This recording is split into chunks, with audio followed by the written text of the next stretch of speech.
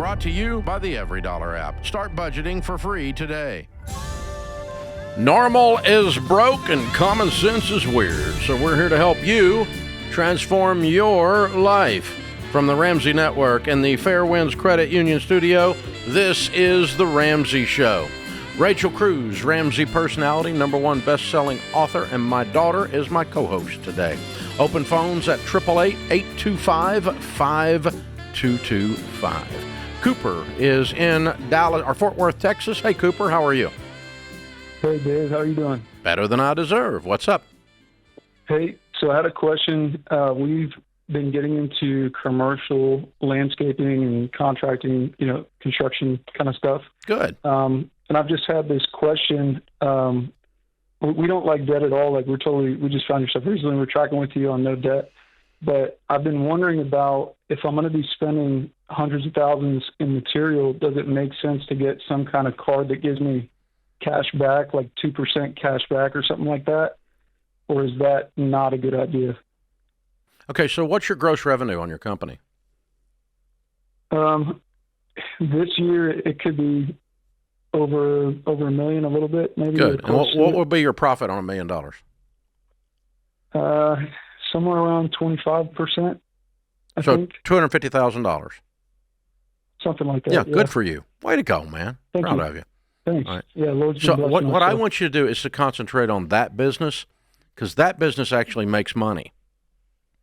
The business you called me about, if you spend $100,000 and you get 2% back, that's $2,000. Mm-hmm. Yeah. It's irrelevant when you're running a business that's making $250,000 a year. You should be working on the $250,000 business, not the credit card business. You're taking your eye off the ball. Don't take your eye off the ball. Yeah. People get distracted. You're trying to make the bank money instead of yourself. You don't beat Visa. You stay away from them. You can beat your competitor, and you can take care of your customer. But my point is, while you're using up this space in your brain, your brain is so powerful, it made $250,000 last year, and you're wasting this powerful brain on $2,000.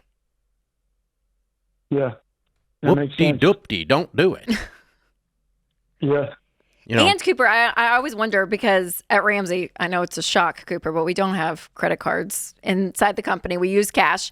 And we used to even bring literally envelopes of cash, like if we were on the road traveling for events and stuff. So we, in our company, obviously it is so cash-based. And I do wonder the psychology of a consumer, or not a business, but the consumer studies show you do end up spending more with a credit card because there's an emotional detachment to your money. It's just that is what it is. And I wonder in the business, that principle would roll over into a business side where you may not even realize it, but you're thinking, oh yeah, well we can just I'll buy that extra we can do a little bit more. I'm getting a load of stuff, but I'm going to go ahead and buy this extra because piece I'm of equipment getting 2% back. Because I'm getting 2% back. So it could happen. Yeah. So I don't have any data to prove it. If we spend, to get like 10 grand back, I was doing some of the numbers of what we have. You don't get 10 grand back. I'm like, well, that's a truck. I agree too. Yeah. Yeah. No, I would spend my time and my brain power doing what you're doing instead of trying to trick Visa and win against them. 100% of the time, they have a plan to win.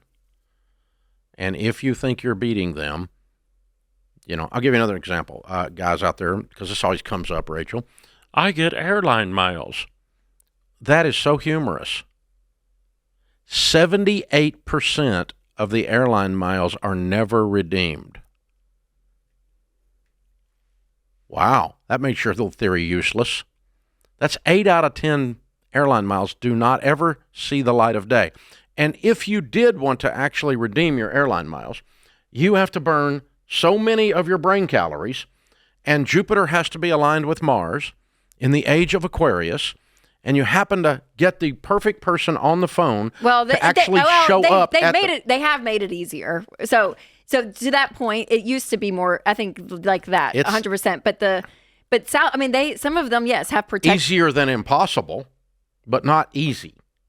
I can call and book an airline, boom, just like that. Well, you don't call. You do it online. You do it on the app, and you just change the number. But the point is, though, that's the thing, is that if the airline ticket, if you need a free airline ticket via your credit card points, if you can't go on a vacation because of an airline ticket, you shouldn't be going on vacation. So the idea that you're, living this system in order to do something, if you couldn't afford to do it in the first place, you don't need to be doing it overall. So, but it's always humorous to me because I've never interviewed a millionaire that said, Dave, the way we got here was airline miles. That's how it happened. That airline miles, that was our financial breakthrough. Yeah. And that's just horse crap. Well, it's just bull. I know. And I think in an overarching mindset too, so many people we've talked to who have said, we played the credit card game and then we chose not to. We're done. There is a level of peace when you just live in the present, right? You go and last night shopped online and you pay for it and you're done. Like it's done. Like when you live in the present, there's not something out in the future that you're looking for. And so there is from a mathematical standpoint, an advantage there, and an emotional where you're like, I'm not at all even thinking about a bill because it's done. It's over. Taking up my brain power on stupid stuff. Seriously. Yeah, there's a power. There's a piece to that. You're right, but there's also that brain power can be used to make you way more money than you would have gotten a free biscuit with. I mean, the numbers are ludicrously low, and the percentage of people that actually cash it in is almost zero. It's the biggest screw job, and yet everybody walks around and acts like they're sophisticated. Well, and not to mention the fees, and I just saw it's like a platinum card or something has upped their annual fees. So the amount of money you have to even spend to have the card, you have to consider that too. What was the one you saw? Do you remember? I know. I'm trying to think. It was a platinum. It may have been a platinum. It was something because it had to do with a lounge in an airport because it was a whole article. And then these people were joking about the lounge because the lounge was kind of a joke. Some lounges I think are nice, but this one was like it's like Ritz crackers and cheese, and they were like, oh my gosh, I'm spending this much to keep a credit card to get me in a crappy lounge when I do, like the whole thing is just silly. It's like this. I spent $1,000 annual fee or a $500 annual fee to get $4 worth of crackers. And they're upping those annual fees. I mean, this one says Amex just upped it from $695 to $895 yearly. Amex up there. Maybe that's what I saw. The Amex Platinum card was $695 and now it's $895 yearly. Well, Amex is just double dumb, but yeah. So yeah, $895 for the opportunity to be your customer and spend my money. Good God. Where you can go to Fairwinds and they're the nicest people, the credit union, you deal with them and you're good. So it is. It's a game people continue to try to play. Yeah, you can get the Debt is Normal, Be Weird debit card. I know. We just got ours 2 days ago. Winston and I did it, and I went on, talk about an easy process. Fairwinds, thank you. Their app. I went on and activated the card. You call, you do your PIN, and you're good to go. All completely free. Yes. Not $895. And for a platinum titanium double backflip card. Yeah, this is just a regular old debit card, and it just won't let you spend money unless you have it and stuff like that. Wow. Way to go, Fairwinds. I do like that we have a Ramsey debit card that says Debt is Normal, Be Weird. Every time you pull it out of your pocket, you have to look at that and go, Debt is normal, be weird. Debt is normal, be weird. It's like this reinforcing message. I love it.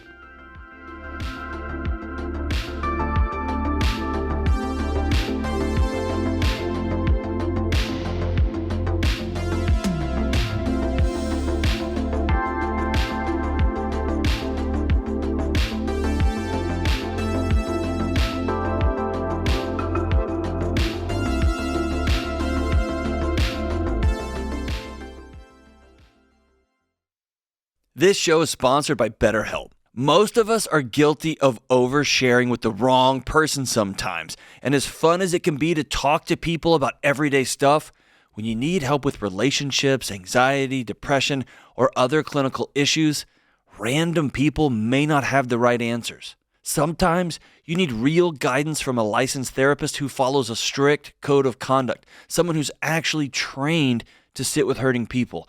And that's why I recommend reaching out to my friends at BetterHelp. BetterHelp is the largest online therapy provider in the world. That means no matter what you're facing, they've probably got someone who specializes in exactly what you're struggling with.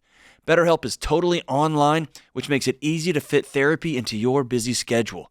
To get started, just answer a few simple questions, nothing scary, and they're going to connect you with a licensed therapist who fits your needs. Plus, if it's not the right fit, you can switch anytime for no extra cost. BetterHelp has been matching people with therapists for over 10 years, and their 4.9 rating shows that they usually get it exactly right. Find the right one with BetterHelp. Visit BetterHelp.com/Ramsey to get 10% off your first month. That's BetterHelp, HELP.com/Ramsey.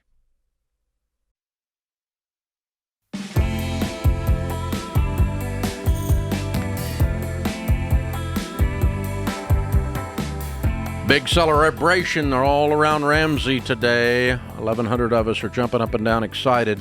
Why? Because it's official. The all-new EveryDollar is live, Rachel. Yep, it's here. It's something that we've been working on as a team for a while. It's been a big goal to get EveryDollar, not just as a budgeting app, but for your entire financial picture, because we want to walk with people through not only all the baby steps, but even looking at everything down to your insurance. I mean, all of it. Like it is so impressive what's been accomplished, and the fact that today's the day. So fun. What it amounts to is that there's two things that we have done that have revolutionized people's lives in the area of money if they go do them. Okay, one is the Ramsey plan overall, and all that means, baby steps and all the things around it, and then having the place to apply those principles in a thing called a budget. And that's always been the case. If you do the budget and you do the Ramsey plan and use that to implement your budget, you always will get out of debt, build wealth, be in a place to be generous. It always works. And this is the first time we've ever had it all woven in to a digital thing together. And so it's the best way to do the Ramsey plan while doing your budget is the new EveryDollar app. So we have, like Rachel said, we spent a bazillion dollars and man hours and brain calories in this place getting this thing ready, and it's live. We're really excited. The baby is here. So watch the premiere now on our YouTube channel and see what it's all about. You can hear from everyday people who are using EveryDollar. They're finding thousands of dollars in margin. Think about what you could do with thousands of dollars to get out of debt so that you could build wealth. It's pretty cool. If you do one thing for yourself today, let this be it. Watch the premiere of the all-new EveryDollar. It's here, and Rachel's prominently featured in that, along with Jade and George and so forth. This could be the thing that changes everything for you, because this is the 1-2 punch that for 30-something years we've been doing at Ramsey. The Ramsey plan, the details of this, boom, and then it's an app on your phone. Which now you can hold it in your hand and do the whole thing. Your phone goes everywhere with you, which means your financial plan does too, which is great. Yeah, it's pretty stinking incredible. Yeah, you're exactly right. It's convenient. Oh, and by the way, those of you that have been wise enough to combine everything with your spouse, boom, it's all right there in both of your hands. You know what the other one's doing. Everybody knows what everybody's doing. We're on the same page. We're pulling together. Boom, boom, boom. It's so powerful, you guys. So check it out. The all-new EveryDollar is live. Watch the premiere of the all-new EveryDollar. It's right there on YouTube, on our YouTube channel, and you can find thousands of dollars of margin. Andrew is in Washington. Hi, Andrew. How are you? Oh, better than I deserve. How are you doing, Dave? Better than I deserve. How can we help? I just recently found out about you guys, and I love your program, and I'm trying to work it with gazelle intensity. So me and my wife recently bought a house, but it's about 40% of our income. I'm trying to build my emergency fund right now. We just got all of our credit cards paid off and the car paid off. Good for you guys. Thank you. Yeah, it's exciting. It's exciting to actually have cash again. So I guess my question is, after we save the emergency fund, because this mortgage is so much of our income, would it benefit me more? And we got a 30-year loan to try and pay this off early so that we have more to put towards the 401k, or just go to 15% into the 401k and the mortgage will take as long as it takes. I've seen just hardly anyone prosper when their house payment's 40% of their take-home pay. So I don't really know how to answer you, other than to give you a really hard answer, and that's sell your stupid house, because it's way too big and too expensive. Unless your income is going to go up dramatically in the next 36 months, this is going to stunt your financial growth. Because Okay. you're mathematically what we all in the financial planning world call house poor. You feel it in the stress when you're trying to do the budget, don't you? Yeah, no, definitely. Yeah. So what's your household income, sir? It's about 110. What do you guys do for a what living? hits? I'm sorry, go ahead. Sorry, I know exactly what hits our account more than I know the before taxes, but we get $8,248 every month that hits the account. Okay. And what do you guys do for a living? So we work in organic gardening. So we work for a garden supply store. And we actually, in order to take this job, we had to move to Washington. And originally, part of the job was that I didn't have rent. We lived on site. There was a property where the business was run, and we got to live in a 2-bedroom house for free on that property. But then my boss sold the property last year, I guess decided to sell last year. He's just now sold. And then so we had to move, but we were having trouble finding rental properties. So you got a pay cut. Rural. You moved out from out of state to take the job, and then he cut your pay. Yeah, well, I mean, he gave me a 50% raise to try and as like a housing allowance. So he gave me, I was making $20 an hour. Now I make $30 an hour. So it felt like a substantial pay bump. What does your wife do? She does marketing and customer service. For the same company? Yeah. Because she makes a lot more than you then. Not at the moment. So, darling, $30 an hour is not $110,000 a year. So I make, I think, 60 and she makes 50. I think she makes 25 and I make 30 an hour. That's not $110,000 a year. Okay, when we were going over the raises with the accountant, that's yeah. Just go multiply that times 40 hours. It doesn't come out to 110. Well, they're bringing home close to 90, and after tax. No, he says 8,300. Yeah. So which is $100,000 a year, and that's after tax. Net. Yeah, $30 is his gross. Pre-tax is $30 is his gross. So no, he's not even close. So anyway, I don't care how you got here as much as I care how you get out of it, and you learn from how you got here. You felt like you were forced to go do something to buy something you couldn't afford, and you went and did it instead of finding an alternative.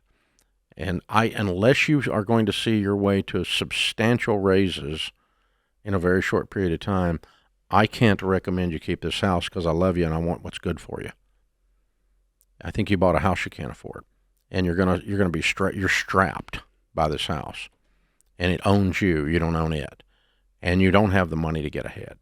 So you guys you need to sit down and do a little better job with your math because I think it's off, and I know it's off. One of these numbers is wrong, in other words, and then figure out, okay, what can we do with our careers that allow us to stay in this house by causing our income to go up pretty dramatically so that the house payment becomes a smaller percentage of our take-home pay. Mm-hmm. But if you have a 30-year mortgage and your payment is, I don't even know, that's barely and it's choosing, I mean, because I don't know what you would say to this, but I'm like, you're either going to choose to change careers in order to keep a house, but if you guys love what you do, then you got to lose the house. Like, you know what I mean? It's something's got to go. Yeah, something's got to. Or if this career is, I don't know your arrangement, but so far it's not been good with this employer. I mean, so far it went sideways on you. But because I'm not sure $10 probably does offset an hour. Probably did offset the rent value of that 2-bedroom house, but then you couldn't find a rental to suit you, so you went and bought a house you couldn't afford. Well, it's the urgency that caused probably a poor decision because he said we couldn't find somewhere to rent, and and then you kind of get desperate, and then you pull the trigger on something. And then you start saying things like, "There's no houses." Don't ever say that. There's no rentals. There's no price. You cannot live here for that. Yeah, you can. You just didn't like that neighborhood. So anyway, honey, I'm afraid you can't afford the house, but if you can't get your income up, I'm going to tell you because I love you to sell the house, because I think that house is not worth you limping for the next decade financially.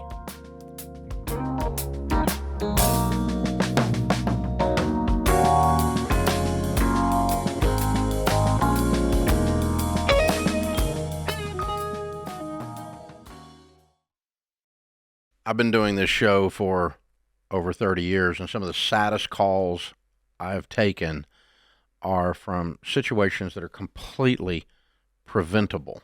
Yeah, and what's so hard is I feel like one of those, especially the ones that I'm like, oh, it's terrible, are people that call in and their spouse has passed away suddenly and they don't have life insurance. We actually took a question of a lady, and she had 3 kids, pregnant, and husband didn't have life insurance. And I'm like, I can't even imagine. Or even if it was opposite, right? If a mom passed away, there's a dad with kids and trying to figure out, how am I going to afford childcare? How do I outsource some stuff that maybe she was doing? Like, and it just takes the grief and the sadness of something like a sudden death to a whole new level. Like when you have to think through, how am I going to pay my bills? How am I going to eat next week? Yeah, the middle of all that grief. Like it's terrible. And so life insurance is the one thing, especially as a mom with 3 little kids, that I'm like so big on for people to get because it's inexpensive. Xander is the place that Winston and I actually get all of our life insurance, and we keep re-upping it because I'm like, I just want it there. Like there's something about that safety of knowing that you have money if something suddenly happens. And it doesn't cost much because Xander shops among a gazillion different companies. It doesn't cost much. You just have to admit that someday you're not going to be here. You got to say it out loud, and you got to say, I'm going to say I love you to my family by taking care of them and taking the time to put this stuff in place. The cost of stinking pizza. It really is. So that is one thing to do, to say I love you to your family. So we've used Xander for all of our family's needs for insurance for many years, including, of course, term life insurance. To get a free quote, go to 800-356-4282. That's 800-356-4282, or go to Xander.com.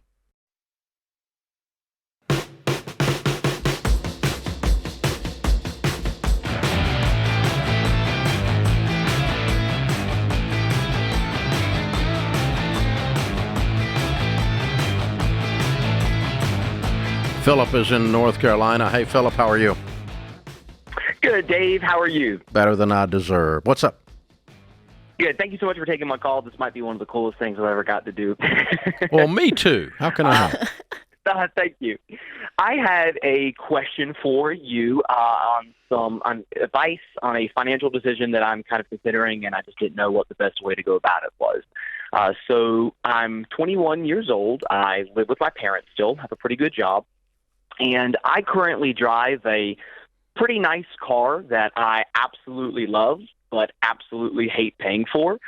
And my question is whether or not I should go ahead and sell my car and buy something that's kind of like a little rinky-dink car and get out of debt tomorrow, or if I should wait a little bit and pay it off while I still live at home. And if I did that, this would kind of delay me moving out for a little while. But, of course, I get to keep the car that I really do love. So just kind of wondering if you were in my shoes with a car you love but a car you hate paying for and you want to move out or want to have the flexibility to move out, would you wait and pay it off and delay moving out, or would you go ahead and get out of debt as soon as possible and then drive something that's kind of crappy? Really good analysis. Well done. Good job. How old are you? Thank you. I am 21. What do you make? I make about $60,000 a year, and then I also have some side work that I do that brings in about $5,000 a year extra. Okay. And what do you owe on your car? I have just over $20,000 on the loan. Mm-hmm. What kind of car is it? It is a 2023 bright blue Dodge Charger. Oh, that's sweet. I don't blame you. I love it. Yeah, I got it right after I started working full time. I'm in marketing and sales, and my car broke down 2 weeks after I started the job, and so I heavily upgraded. And like I said, if I could do it back over again, I'm not sure if I would do it. But yeah, it was completely irresponsible, but it's an awesome car. Yeah. Philip, have you Kelly Blue Book did it all? Do you know what it's worth? Yeah, it's worth now only like $22,000, $23,000, but I have a few offers on some private sites for about what I paid for it. Which is about $28,000. okay. So you could make okay. So You make money. Yeah. So for you what could he go owes. and then go buy an $8,000 car and then move out and Yes, live your life without right. a car payment. Okay, so I'm Right, doing but that. I'm also not like dying to move out. Like I don't want to do it right now. So that's kind of the thing is I just kind of want like that flexibility. You know what I mean? So I could pay it off by late next year, but I don't want to tie myself down. Another wait thing, a minute, you're I guess I'll making mention the reason- $65,000 a year. Where's all your Right. money going? Well, I mean, I'm saving a lot of it. Oh, good. I How have much is in saved a good savings? chunk of it. I have just over, I think, in total, closer to about $14,000, $15,000. Okay. And the reason I'm asking this is because I had kind of thought like, I'll pay it off at some point. I'll kind of just play the game. But then I rediscovered your content online, and I realized I don't have peace. And your thing is called financial peace. Yeah, so cool. I don't really know what to do. All right. So here's the thing.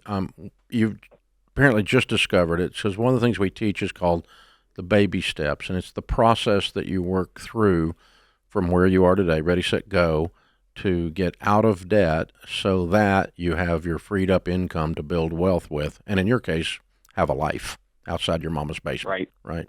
And so, and build wealth and build generosity. And of course, baby step one is $1,000. Anything above that that's not in retirement goes towards the debt. And baby step two is pay off all your debt except your house, working them off smallest to largest. You probably heard us say that, hadn't you? Oh, yes, definitely. So that plan would dictate that you take 13 of the 14 and put it on the 20 today. That would leave you 7, and I want you debt-free in 2 months. You make $60,000 a year, and you have no overhead. Yeah. Quit going out every night. There's that. Okay, so so you can do that, Philip, but let me throw this out there. You're 21. You've got $14,000 in savings. You could sell this car tomorrow, go buy an $8,000 car, still have $14,000 in savings, go rent an apartment, live your life. You're on baby step 3, then you start investing. I'm like, I'm done with the car. You could pay it off, that 100% if you choose to. Right. But also that drains all of your savings for Right. a Charger. Thing, Sorry, you and Dave have like a love affair over Chargers, but I'm like, no, go get like a great Honda Civic. We're having and you're a Charger fine. bromance. Leave us alone. I know. And I'm like, no, just go get a Honda Civic and live your best life, Philip. Don't let this car be the thing that like drains your savings. I don't know. You can. Yeah, that is the baby steps. That would not be wrong. Yeah, it would not be wrong. It would not be wrong. The rule we use on cars is, can you pay them off and all your debt in under 2 years? I know. Otherwise, the car has to be sold. And is the car less than half your annual income? It is. And do you love the car? All of it, yes. You do. But also, so you meet all the guidelines. You do. You'll be fine. But also, plan B, crazy plan, would be sell it and you can start investing like in the next couple of months with retirement. Like you could snowball your future so fast, Philip. And then you can save up and go buy another car.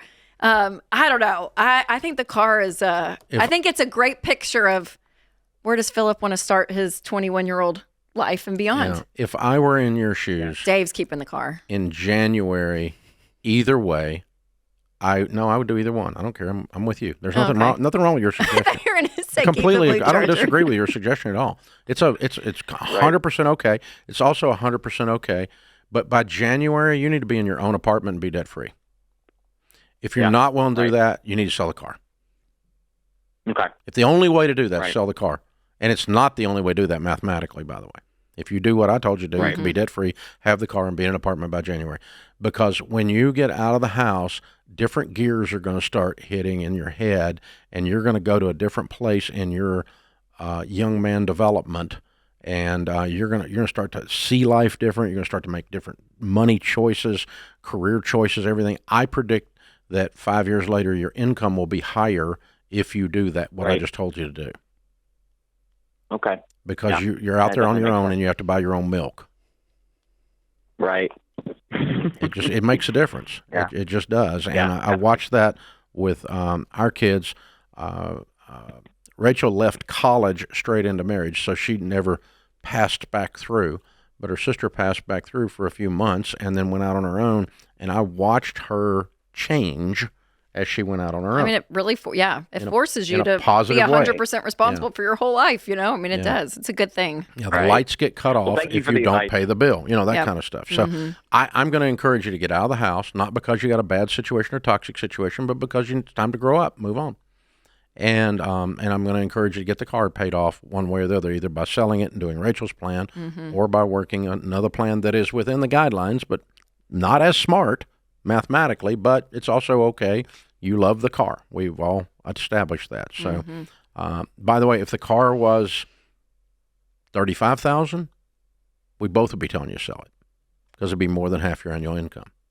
Okay, in value, even if it was paid for, because folks, everything that has wheels and has a motor goes down in value. And if you have more than half your annual income invested in things that are going down in value, you don't have to scratch your head and wonder why you're broke. It's in your driveway. It's the bass boat. It's the Sea-Doo. It's the car. The campers. It's the camper. It's the whatever. If it's got wheels and or a motor, it's going down in value, period. And when you have too much of your mathematical juice tied up in things going the wrong way, it's almost impossible to pull it off. That's what Rachel's suggestion is coming from. Yeah, and the fact that we get calls, I'd say 9 out of 10 calls we get on cars, they owe more than it's worth. The fact that he can make $8,000 on it, I'm like, do it. Well, Make $8,000 from what he owes, but not what he originally bought it for. He actually walks away from the table with money, which is very unusual. So I'm like, God, take advantage of that. And then you can go get it is a blue Charger. Yeah, it's a pretty sweet car. I'm getting nods from the dudes in the booth. The guys in the booth are all going, And you know what? The booth dudes. Majority of women, Philip, they don't have no idea. Yeah, we don't know. And if she did go out with you because of your car, you don't want her. And then you got to bring her back home. So get out of your parents' house.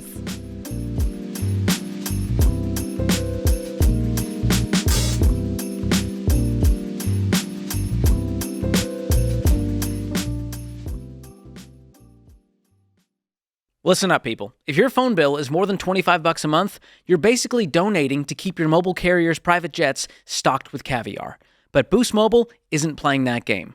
Unlimited talk, text, and data for just $25 a month. No contracts. No, we're raising your rate because we feel like it emails. Just a simple, low bill every month. And because they actually believe in what they're selling, there's a 30-day money-back guarantee. So if you don't love it, get your money back for zero risk. Go to boostmobile.com/Ramsey to make the switch today. That's boostmobile.com/Ramsey. Restrictions apply. See boostmobile.com/Ramsey for details.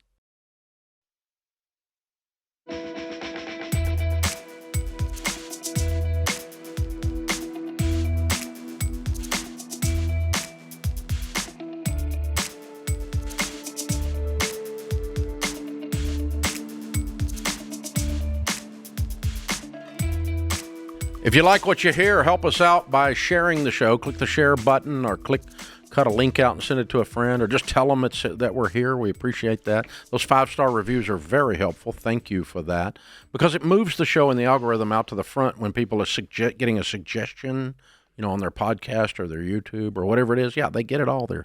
So, and we're on all the platforms. So whatever you're listening on or watching on, just tell people we're here. Thank you for doing that. You can watch on YouTube and see that Dave and I are matching today. Did you see that? You got the black shirt memo. And some buttons. I know. And the guys in the booth all have on the new EveryDollar T-shirts. Oh, they do. So they all look like they Y'all are matching too. How great. Came out of a 1950s gym class with those white shirts, but white T-shirts. But very good. They look great. They're snazzy looking. And Joe has his tucked in. So I'm just saying. We appreciate that, Joe. There we go, Joe. All right. Susan is with us in Maryland. Hey, Susan, how are you?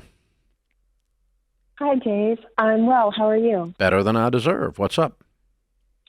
Thanks for taking my call. I have a question. So I recently got engaged, and I am trying to figure out with my fiancé, how should we approach merging our finances after we get married, when I have a pretty high net worth and he has really no future investments, but has a lump sum of cash. Okay. And how much is your net worth? About $2 million. Okay. Way to go. How old are you? 53. Okay. And what is his net worth, do you think? 250,000. Oh, not bad. Okay. And how old is he? 55. And what does he make? About $6,000 a month. And what do you make? I just retired, but I made almost $200,000 a year. So what are you going to do in retirement at the young age of 55? Sir, I have not figured that out yet. It is very recent that I just retired. Okay. You're not married yet. How are you buying groceries? How are we buying groceries? No, how are you buying groceries? You have money saved. You're using... I mean, she has a $2 million net worth. Yeah, so I know. How am I? I have money in. I have a pension. I have a pension coming in. Oh, okay, great. All right. What is the $2 million invested in? So the $2 million is my 401k is about 1.1. I have a Roth IRA. I have money market. I have a savings account. So all that in total is about 1.6, and then the value or the net value of my home is about 400,000. Mm-hmm. Okay, cool. On a home or a 401k account, when you get married, there's nothing to do. You can't add someone to your 401k account. You could add someone to a deed, but it's probably not necessary.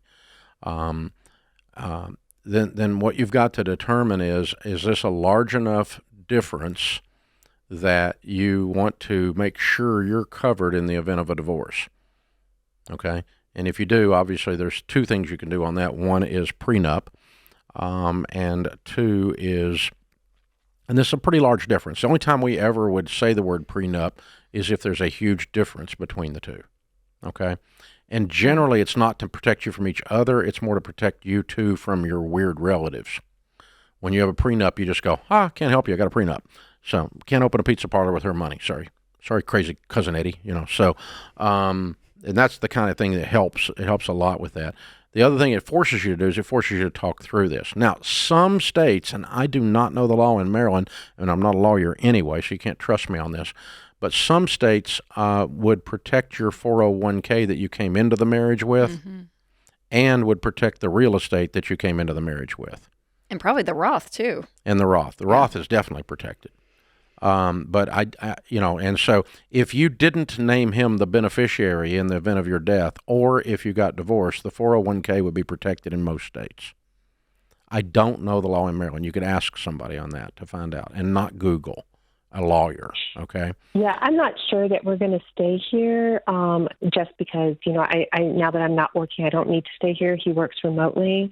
I guess my bottom question is, and what am I missing?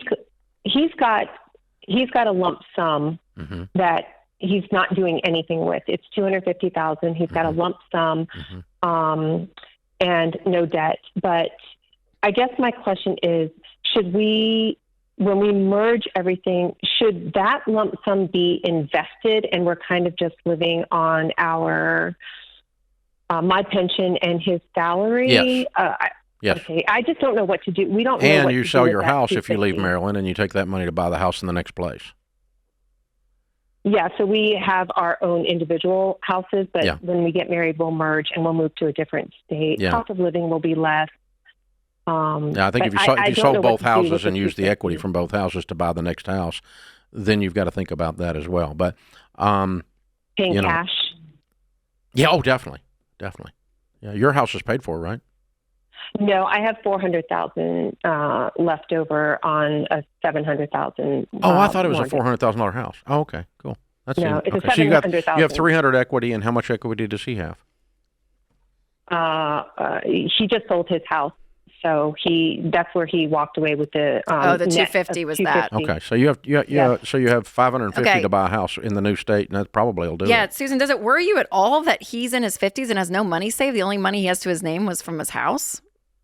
Yeah, absolutely. That's a great question. I was worried. I didn't know about that at first, but after we started getting serious, it made total sense to me. He had his own business, and he just kept on believing in it and pouring money into it, and he liquidated his retirement to keep the business going, and then finally just gave up.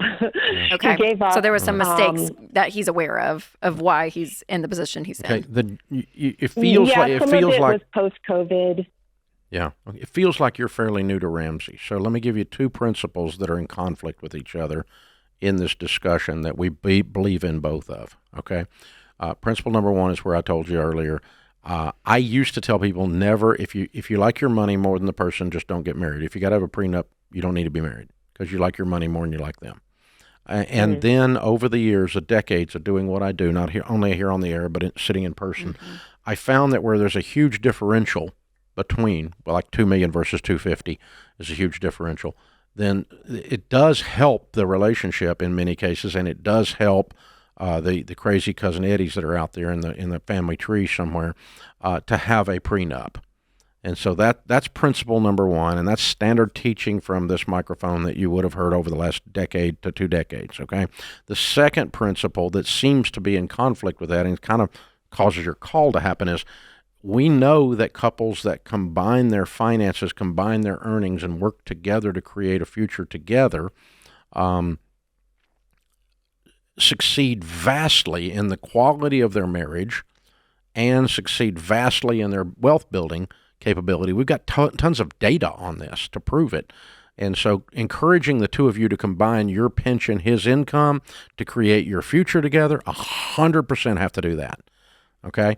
And 100%, whatever money your $2 million makes, if it comes into the checking account, we're going to combine it. And we're going to live our life with it. Whatever money he makes from whatever, we're going to combine it. And if we're going to both throw in about $200,000 or $300,000 on this house, we're just going to call the house our house, and that's it. The new house in the new place. Then, so really work to be unified and combined. As a household. But if you wanted to protect a few individual items like these 401ks and stuff prior to marriage, then the prenup would be in order, and it's not in conflict with that, but it feels like it is. And I probably would do that in your case.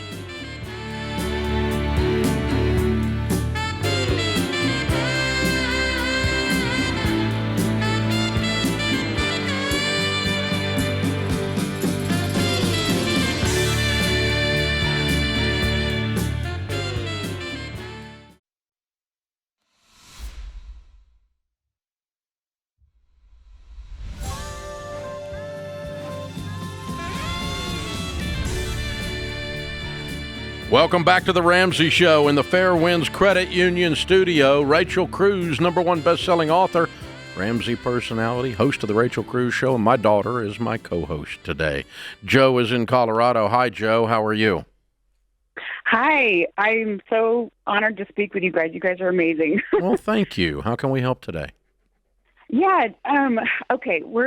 My husband and I have been married 3 years. We're a little overwhelmed. We worked the first 2 years to pay down $135,000 of debt on his student loans. We don't have any other debt, but we still have $235,000, and it's growing because we have not been able to pay anything in the last year. We're actually paying for some attorney fees for my daughter. Her bio dad is now in the picture after 8 years. It's a long story, but basically we've been doing that for the last year. I want to get on the same page with my husband, and I feel like I know he feels very guilty about how he hadn't been paying it. He's a recovering alcoholic, and, he's on the right page now. Both of us are, and we're expecting a baby. We're going to move. We're just really overwhelmed. We have no furniture. We've been renting from family. Man, Joe, y'all got a lot going on. We do have a lot going on. So your current husband is a recovering alcoholic? Correct. And how long has he been Yeah, clean? How long has he been sober? He's been sober 8 years. Way to go. Good. Yeah. And the bio dad was he's from 8 amazing. years ago, right? Correct. I was not married. All right. to Making him, sure I got and, because sometimes I get confused. Yeah, Okay. and what's the degree in? Because What it's are like you- a what you- good God, y'all got $300,000. enough. Yeah. Who's the lawyer? He is. He's not actually making as much as he could be. I think as soon as we are able to move, he'll be able to make more. This location is just completely untenable. Like he's only making $100,000, and I know he could be making a lot more elsewhere. And what do you do? I'm a graphic designer, so and I actually make almost as much as he does, but I've been in this job for a long time. Okay. All right. And what? So you're thinking about moving to a more metropolitan area to further his career? Yes. Yes. And when would you be doing that? The baby's due in December. We're thinking February or March if he can get his bar transferred to another state. That sounds pretty good. Okay. Yeah, it does sound pretty good, especially because cost of living will be a lot better. Yeah. And the income will go way up. Right. Yeah, what would he be expected to that's what make, I'm Joe? hoping. 200, 250? I don't know. He really has only been working the last 4 years in Yeah, I know. But if you're talking about moving in his job. February, he needs to be on the job hunt. Yes, and he is. He's got to transfer his bar. I know, but I mean, Oklahoma. so he That's ought what to we're have a thinking. clue what he's going to be making. Well, that's true. I think he just wants to get through the first step first of getting that transferred and then start. I don't looking. want to do all of this and make 105. So I need to know. No, I agree. So I need to know. So We don't need to right, worry about yeah. transferring the bar if I'm going to make 105. Well, that's true. I mean, So we cost need of to living know. Would be half, right? Yeah. Okay. I think you're making assumptions Okay. here that so we need to ask the question: what can a lawyer Sure. make in that city, doing the type of law that he's been practicing, that he can get a job doing? Can he make 150 or 250? And we need to know that. That's a key part of this story. Okay. Yeah. But if you're going to Yep. come out of there making, 150 to 250, somewhere in there, and you make this move, that all sounds wise. It sounds like your job is portable, so you can take it with you to the city, right? Yes.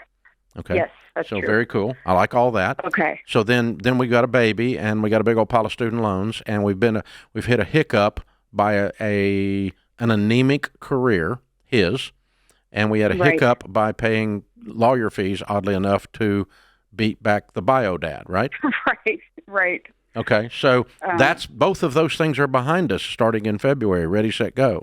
Am I missing something? I sure hope so. We might have more attorney fees. This is it's an ongoing battle. Yeah. Yeah, we don't have even basic things like furniture to eat on, sit on. Yeah, but there's a that lot should of, like, stop. You make Okay. $250,000. You ought to go buy some I know. furniture. Okay. When you make the Okay, move, and you don't need to buy. Don't buy until you move. But when you move in February, you Have guys a ought to- budget. Yeah, look through. You and ought to know. be able to handle these attorney's fees and eat and put some basic furniture in. Now, you don't need to spend $200,000 with a decorator doing this house up or Right. something. But yeah, go rent you a place and buy a dadgum couch, and then because then you can start to take some of these things that are on your plate off your plate. And if we're Right. if we're down to fighting Biodad and Sally Mae, now we've defined our fight and we've narrowed our scope. Okay, that makes great sense. And so you would pause the student loans until maybe we're out there? Yeah, for sure. You got a baby on the Okay. way Pay and you don't have minimum furniture. payments. Okay. Yeah, pay minimum Okay. payments, but Yeah. don't put Okay. extra on Yeah. it. Yeah, I wouldn't worry about pay I wouldn't any worry extra? about working your total money makeover baby steps right now. I'd push pause. But I would be on a tight budget and pile cash up to make this move. We make the move, buy a couch, settle in, have the baby. Okay. Life is good. Everybody's home and safe. All the medical bills from the delivery, if there are any out of pocket, are covered. All this is done. Boom. Now we're set, ready, set, go. And we have two goals: beat Biodad and Sally Mae. Okay, that makes great sense. And I think the other part of my question, if you have time, my husband feels so guilty about his student loans. I, of course, feel guilty about the whole Biodad situation. I know that we can rally and fight this together. Did you know the I student really loans believe were that we there can when do you that. got married? Yes, I did. Yeah. Well, we then why didn't would you know feel Biodad guilty? was gonna come to the picture. You signed up for the I- trip. Right. I know I tell him this, but I think he also brings that up whenever I bring up budgeting or money, and it always ends in a fight. And I don't know that that's his default per se, but he kind of clams up. What's and the that's fight about?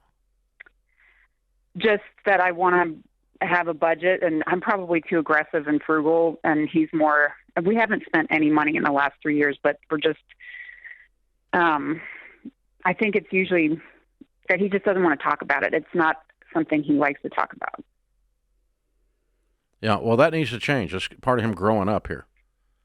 Part of his sobriety, Yes, sir, I part of agree. his continued sobriety is to face the demons and knock them out. Yep. That's like grown man Okay. stuff, grown girl stuff. So I don't know how, I can't be Dave because I'm me. What would you suggest I say, or how should I approach it? Look, we both brought things into this marriage, and our vows, and we both knew about them. And our Yeah. vows said, in sickness and in health, for better or for worse. And we pretty much got some of the worst covered, so now we get to lean in on the better. Right. We got some of the worst in the rearview mirror pretty early, so now we can lean in on the better. And the better is, let's tear these student loans up and let's beat the crap out of, metaphorically, bio dad. Yeah, and it's not who he is, right? From an identity standpoint, I Right. think so much like our net worth becomes our self-worth, and it's like his self-worth, he feels so crappy with his decisions. But the two are separate, right? You make stupid decisions with money. It's not who you are. It's just what you've done. Yeah, I filed bankruptcy. And he should, and to tap into that part of him and his sobriety and the plan that he worked, I'm sure through AA and different things, like getting to that level of identity of who I am, that I'm not my addiction, I'm not my debt. That's not who I am. But now I need a plan to get out of it, to actually see hope on the other side, which is what you're trying to do with the budget and all of it. So I think you keep talking about it and pushing it and the through. encouragement, and if you need to sit down with a counselor to get some common lingo, there's no shame in that.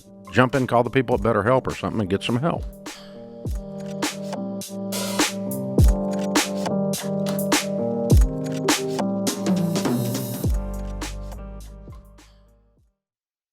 For way too long, I struggled with sleep and woke up groggy after tossing and turning all night. But now, I look forward to bedtime and I wake up bright-eyed and bushy-tailed thanks to Casper, a company that's been perfecting better sleep for over a decade using durable, high-quality materials that actually last.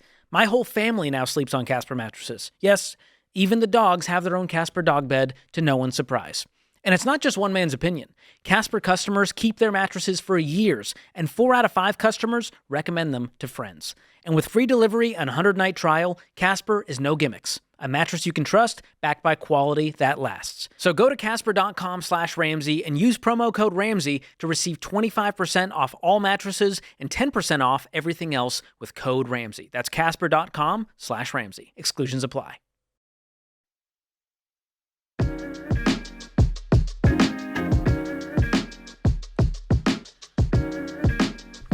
Today's question of the day is brought to you by Why Refi. If your private student loans are in default, it can feel like nobody will work with you. But Why Refi was built for this.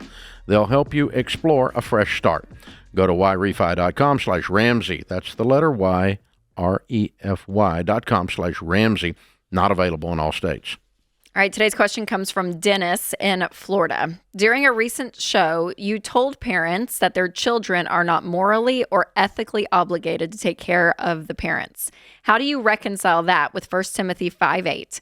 Anyone who does not provide for their relatives, and especially for their own household, has denied the faith and is worse than an unbeliever. As a Christian, shouldn't we teach financial responsibility from a stewardship with love and compassion in that perspective? Okay, a question that is not a question, but that is actually a statement, is called passive-aggressive. But I'll answer it anyway, okay?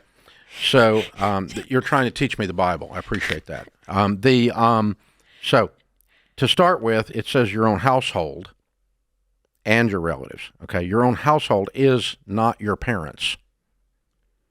Your household is the children that live under your roof and your spouse. That's your household. Your parents are not your household, okay? So who does not provide for their relatives? Now, we would never suggest that you not provide for your relatives food or some basic care as long as there is reasonable behavior involved. But the same writer as 1 Timothy which is Paul, also said, those that don't work shouldn't eat. And Jesus said, if you're faithful with the little things, you'll be given more to manage. And Proverbs says, the diligent prosper. And. So Scripture, when it comes to this issue, this type of issue, is full of cause and effect. If you sow sparingly, you will reap sparingly. So if you plant 3 grains of corn, please don't expect a bumper crop. Okay? In other words, our actions have consequences. So in what condition would you need to take care of your parents?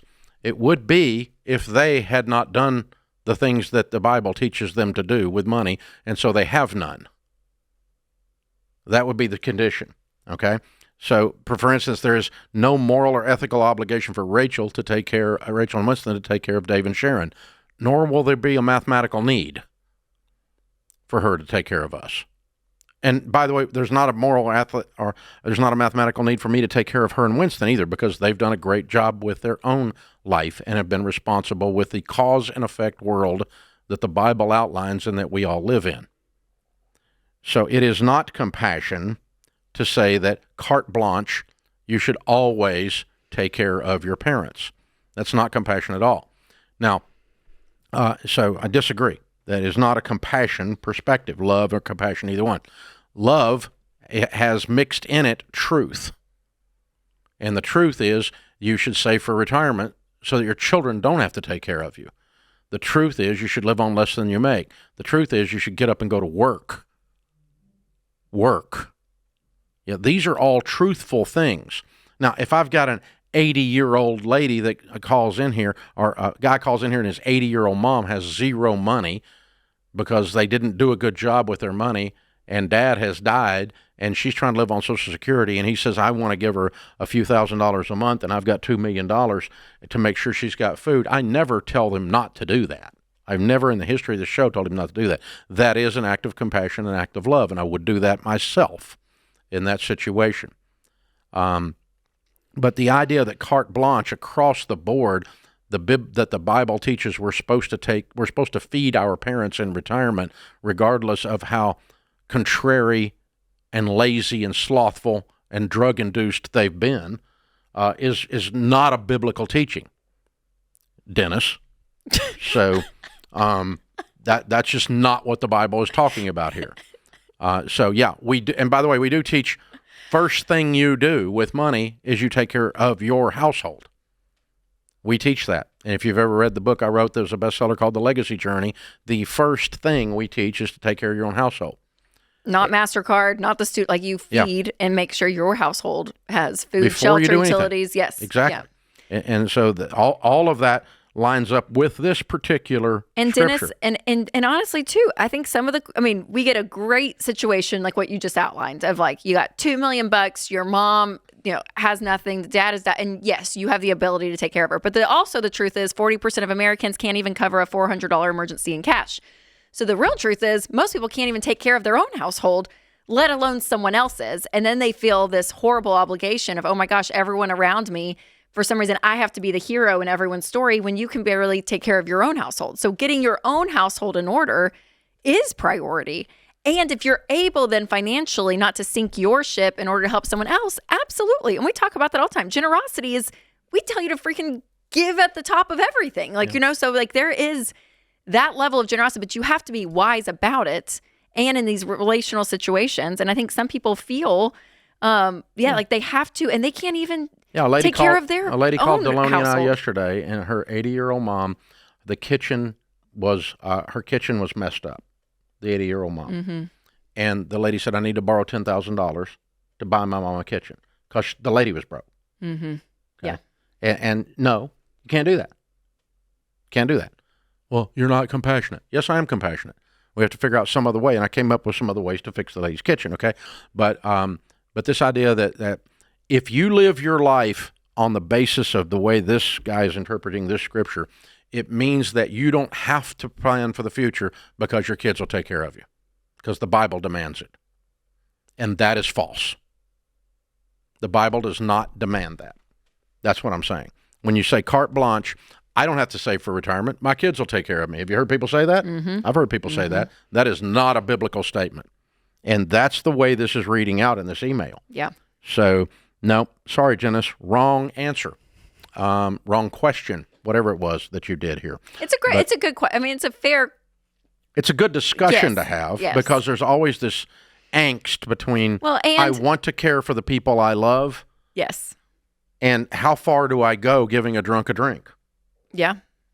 You know, I mean, okay, you know, they would demand to stay in an $800,000 house that's paid for, but they're trying to live on Social Security and they can't buy food. So is it Christian love to support that ridiculous? No. You sell the $800,000 house, you buy a $400,000 condo, and you buy some groceries. That's what you'd do if your kids weren't there to prop you up. And in that case, I would say you're not morally or ethically obligated to take care of your parents in the middle of their stupidity. No, they're making dumb decisions, and I'm not going to support that. And the Bible does not call for you to do that. God does not call for you to do that. But it does call for us to be kind in the process, to be gentle. And to be a generous people when you know what I mean? When you have the when ability I can, to. but Yes. real generosity changes the situation. It doesn't put a mask over the problem. Yes, bad behavior. It's not a Band-Aid. Yeah. That's not the point of generosity. That is not real generosity. That is fake generosity. That's shaming. And so, but and Dennis, the reason I'm kind of leaning in on this, I think this is what you were saying, but I may be giving you too much flack here. I'll back off a little. It does say today's question, so he had to make it in the form of a question. So No, our Just a little statement bit. says today's question. Okay. Yeah, but no, he's making a statement. But the thing I don't want people to buy off on is this idea that you do not have to be responsible because your children will take care of you. That's not correct. Okay, and that is not compassion, and that is not love by anyone involved in the conversation. Real love would say, no, you have to be responsible. Real love would say, I choose to be responsible so that I'm not a burden on my kiddos. That's real love and real compassion and real maturity instead of a cop-out. And so, yeah, that's why we say that, Dennis. Hope that helps you.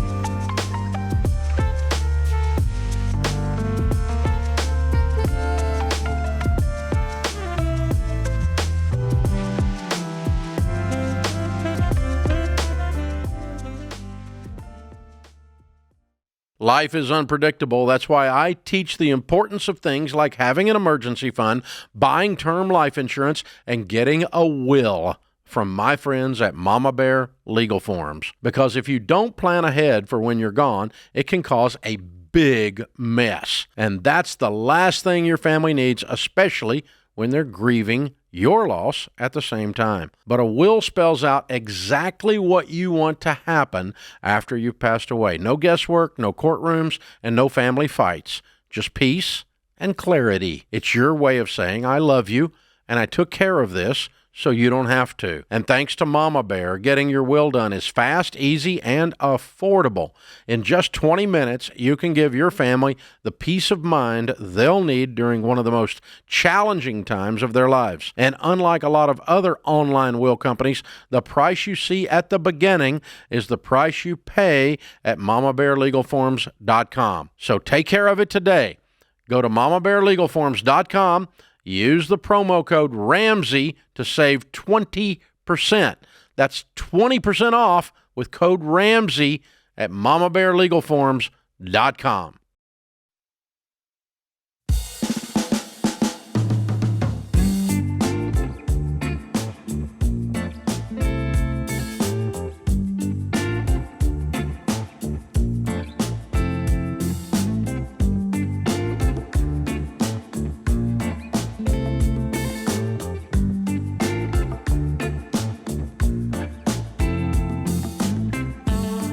Tom is with us in New York. Hey, Tom, how are you? Good. How are you, Dave? Better than I deserve. What's up? So I've got a question. My wife and I, we just bought a house in March, and we owe like $440 on the mortgage, and we don't have any other debt besides that. But we have a brokerage account that we have some money in. She wants to use probably half of the majority of it on a bathroom in the basement that's finished. I would rather either put it towards the mortgage principal or look into refinancing or recasting the mortgage. We don't know which one's the best route to go. What's wrong with the mortgage? Why would rates have dropped since then to get a better deal? We're at 7% right now. Okay, and so you could get 5.7. So you could save 1.3. You save 1.3 if you want a 15-year right now. Okay. Okay, on 440. Okay, and how much is in the brokerage account? About 85. And why did you not put that down on the house in the first place? It was kind of like a timing issue. We sold our old house, and we used equity in there as a down payment to get the 20%, so we avoided the PMI. Then we just threw that in the brokerage account. So it wasn't a timing issue. It was a decision to not put it all down on the house, instead put it in the brokerage account. Yeah, I guess so. Yeah, okay. Her reasoning for the bathroom in the basement is we have a young child, a year and a half, and one on the way. And as they get older, the plan is to have them kind of be down there. But that's Tom, that'll be in like 4 to 5 years. What's your household income? About $260. Okay. How much would the bathroom reno cost? I'm gonna estimate like $50,000. Okay. It's a nice bathroom. Yeah. Okay. But that's you've not really actually gotten a bid, right? We haven't like gotten any contractors or anything to give us actual quotes yet. Just from what we've looked at and do you have an emergency fund in addition to the brokerage account? Yes. Okay. All right. All right. Well, if you had, this would not be a question if you'd have put it all down on the house. Because then, if you had done that, you'd have a lesser mortgage. And then the only question would be whether it makes sense from an interest rate perspective to refinance your mortgage. And you'd say, oh, we don't have any money, so if we want to do a bathroom, we have to save up money out of our $260,000 income. Mm-hmm. Right?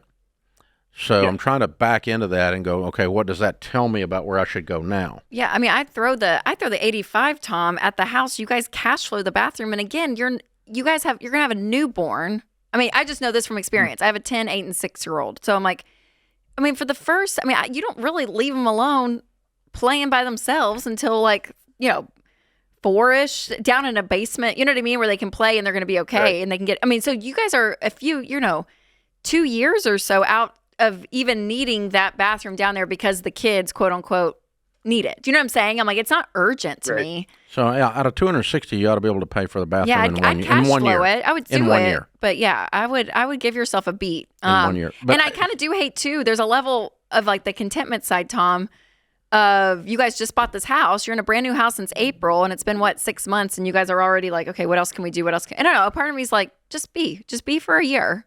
Y'all are okay. There's no urgency in it. Actually, both things could sit for a year. Neither one would.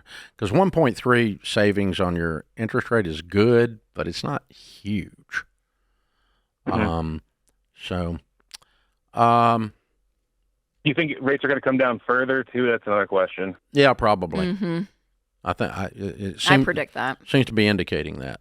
All the pressure is that way with the Fed direction and everything else. So probably. But, you understand that weather forecasters and economists are the only ones that can be wrong most of the time and still keep their job. So we don't know is the bottom line. But, yeah. So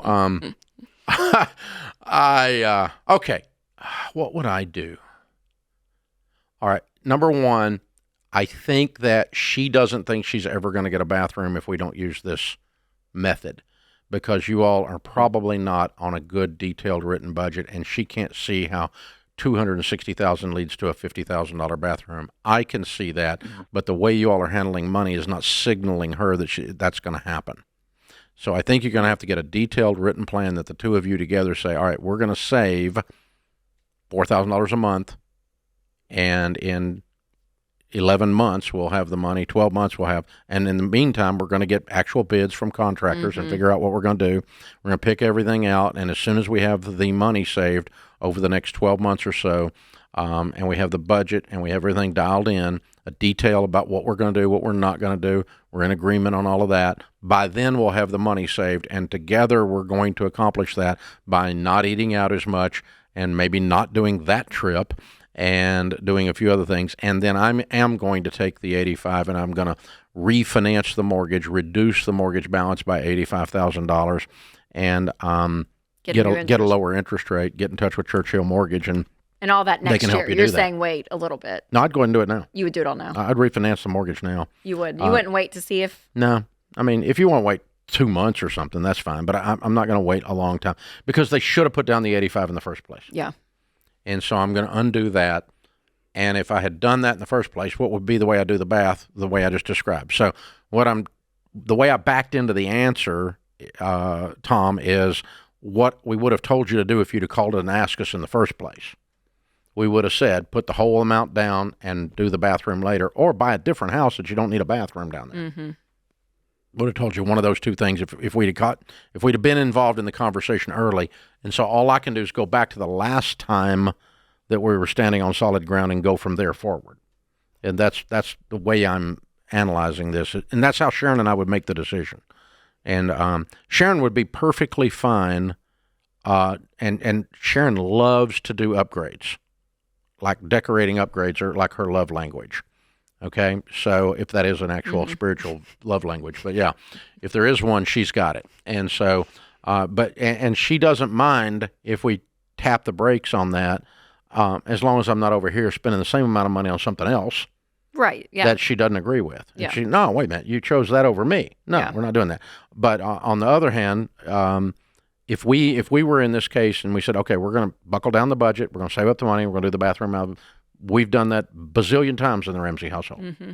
And she would not be complaining about that. But if she didn't see how we were going to get there, it's a great point. then she would have a problem. Yeah, because if she has hope that, yes, I will be able to get a bathroom in a year, then we're going to be okay.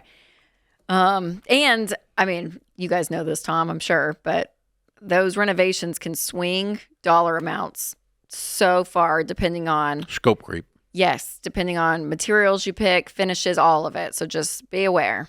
Bathroom becomes a sunroom. And if it's the bathroom where two kids are going to be, don't make it nice. I'll just say that much. Bathroom off of our playroom. Nasty. We clean it, but it's hazmat.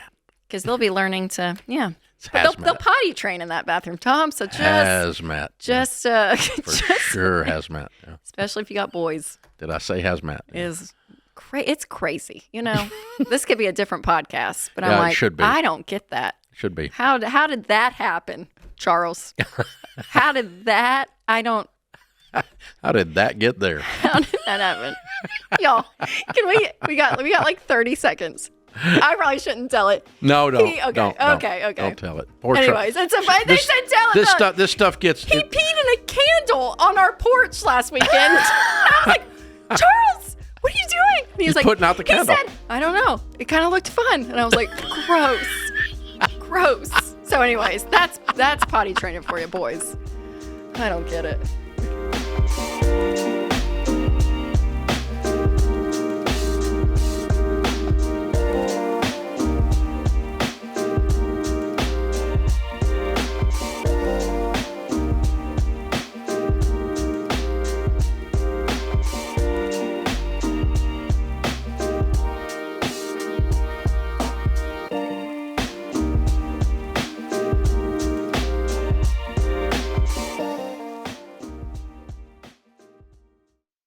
What does the future hold for business? Ask 9 experts and you'll get 10 different answers. Economic growth or a recession? Business taxes will go up or down. AI will help us work or it will replace us all. But there's no such thing as a crystal ball. That's why more than 42,000 businesses have future-proofed themselves with Netsuite by Oracle, the #1 AI cloud enterprise resource planning system. Ramsey Solutions uses NetSuite, and you should too. Whether your company's earning millions or even hundreds of millions, NetSuite helps you respond to immediate challenges and seize your biggest opportunities. With one unified business management suite, there's one source of truth for the visibility and control you need to make quick decisions. NetSuite's real-time insights and forecasting help you see into the future with actionable data. And when you're closing the books in days, not weeks, you spend less time looking backward and more time focusing on what's next. And speaking of what's next, download the CFO's Guide to AI and Machine Learning at netsuite.com/Ramsey. It's free at netsuite.com/Ramsey.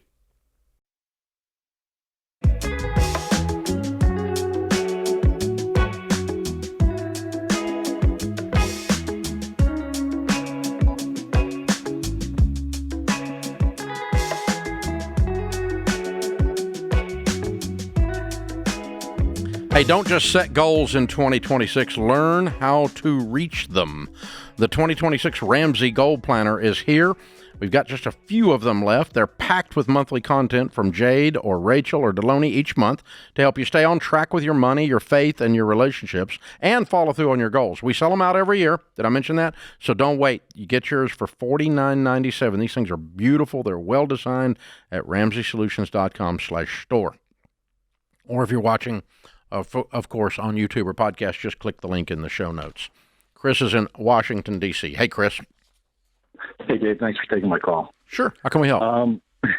Well, I'm in a bit of a unique situation. I'll be retiring at the end of the month at the age of 50 from the federal law enforcement retirement system. I am getting a second job, so I'll be working a job and collecting my pension from that. Wow. I have $1.4 million in my TSP. Wow. And started wise advice when I first got on the job, put as much money into it as I possibly could. So it's grown quite a bit. Based on the rules within the federal retirement system, I can withdraw on that penalty-free upon retirement. So we're thinking, myself and my wife, about withdrawing $300,000 from it to purchase a lake property, which we've been interested in doing, for a while now. We would then cash flow the development of it over maybe the next 5 years, and maybe eventually build a house at the end of that 5 years. But we'd probably sell the one we're in to do that, or make another decision, finish paying off this mortgage before we decided to build a second house. I just was wondering if it's a good position. It's just a lot of money, right? And I know I'm going to have to pay tax on it. So just wondering what your thoughts on that were. You have other money other than the $1 million? What's your home worth? My home is worth about $950,000. And you owe how much on it? $270,000.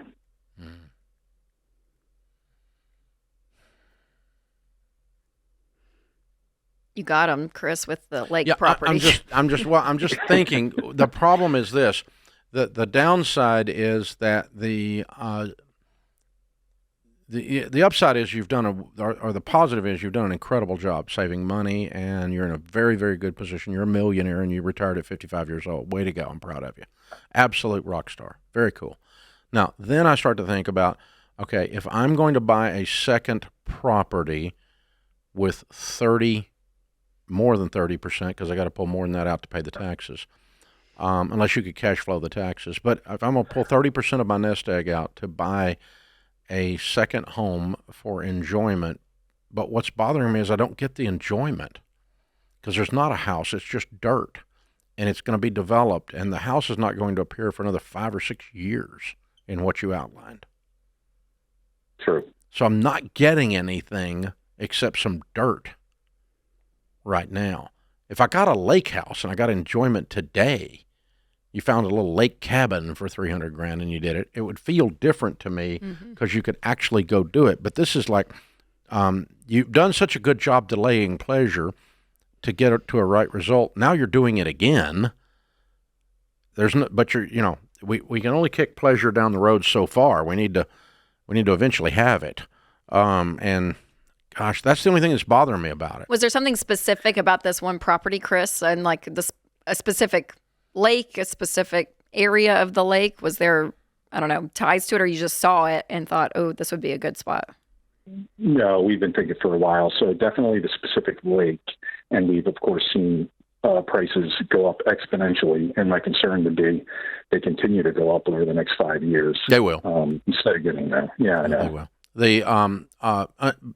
Or they'll go down dramatically because I own a lake house, and the worst category of real estate and the best category of real estate for price is resort property. So beach, mountain, lake, those are the ones that go through the roof when times are good, faster than single-family regular houses do, and they go through the floor as soon as things turn sour. And so they follow the luxury jet market. And so it's way up or way down. It's very volatile. And so, I mean, there's been years that my lake house was kind of sad, and then there's been years it was one of the biggest things I owned, because it just shot. People were crazy all of a sudden. And it comes and goes in waves. It's very emotional buying public for that. The overall answer is I probably would do it. The only thing, is there acreage involved? Like you're going to sell off lots? You said development. It's lakefront. It's in it's an undeveloped lot on the lake. What does develop mean? I mean, how big a lot is it? Clear it, 2 acres. Oh, you just got to clear it. So it's not really, you just got to get it ready to build on is all. Yeah. But you could do that, and you don't have to do that over 3 years. You could do that in 10 minutes. Well, probably. So dozer and a chainsaw. Put a dock in, I'd probably put the money towards a dock before I built the house. But okay, yeah, I would do that. Yeah, but I'm going to continue to contribute to another 401k in my post-retirement job as well until I fully retire. Yeah. So what will your household income be with the new job, the old pension, and your wife? $350,000. Okay. Yeah. Okay, so you could build it back up pretty quick, right? Yeah. If you took the 300 out, you could. And you don't move to the lake until you all just quit, right? Yeah, I mean that's what you meant about selling your house. Correct. Yeah.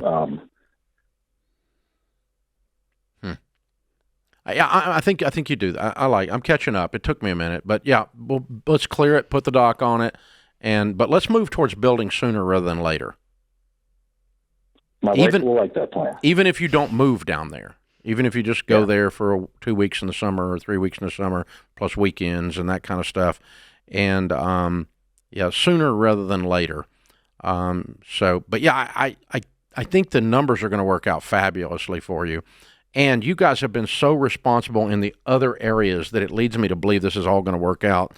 Probably, I think you're being conservative on how fast you're going to be able to do this. Mm-hmm. Because y'all done an excellent job. Yeah. That's federal government employee, ladies and gentlemen, 55 years old, retired full pension. I think 50, he said even. What? Yeah. I think he said 50. Oh, 50 years old, that's right.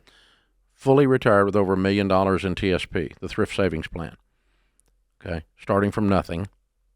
And has a $900,000 house that's only got $200,000 owed on it. So he's got $1.5 million net worth, $1,700,000 net worth at 50 years old. Okay, that's a classic model of a baby steps millionaire. That's the classic model. Now, somewhere in there too, I've got to get this other house paid for. Got to get that mortgage paid off. That's the other thing scratching my head in the back of this. So there we go. But yeah, it's good. That's living like no one else, so that later you can live and give like no one else. But at no point do you get to live and give like no one else without using wisdom. So to his credit, he's asking for wisdom on how to best do this. And he delayed. I mean, if you heard him earlier in the call, he said, people told me early to put as much in the TSP. And there's a diligence about him that makes you say on the other side of this decision, he's going to follow through. His character follows through. Yeah, this is not a guy who jumps from thing to thing. No, doesn't lose focus. Yeah.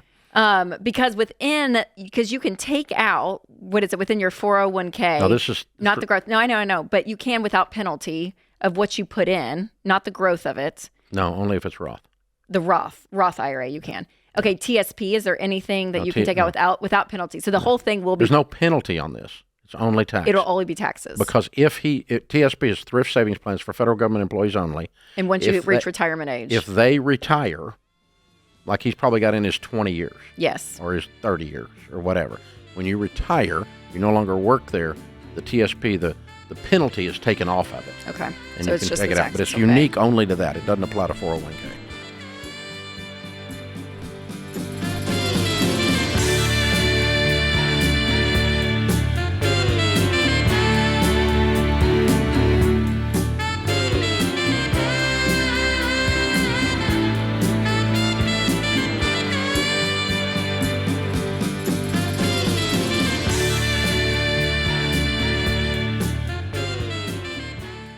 Buying a home these days can be a real dog-eat-dog situation. Just when you think you've found the right house, somebody else swoops in with a better offer. So you need an edge. Home Buyer Edge from Churchill Mortgage can help you win against the competition with the ultimate triple threat for home buyers. 1, your pre-approval is handled by real humans, not just a computer, so you're positioned like a cash buyer even without the cash. 2, sellers love a sure thing. So Churchill backs your offer with a $10,000 seller guarantee. If your loan falls through, the seller gets $10,000, which takes away their fears about financing and gives them another reason to say yes to your offer. And 3, Churchill secures your rate for 90 days, so you don't have to worry about the interest rates going up while you find the right home. It doesn't cost you anything extra, and if rates drop, so does yours automatically. With Home Buyer Edge from Churchill, you're not just another buyer, you're a top contender. Go to churchillmortgage.com to arm yourself with the ultimate home buying edge today. That's churchillmortgage.com. This is a paid advertisement. Home Buyer Edge and Seller Guarantee are available for qualifying borrowers and select loan types only and are not available in all states or locations. NMLS ID 1591, NMLSconsumeraccess.org, Equal Housing Lender.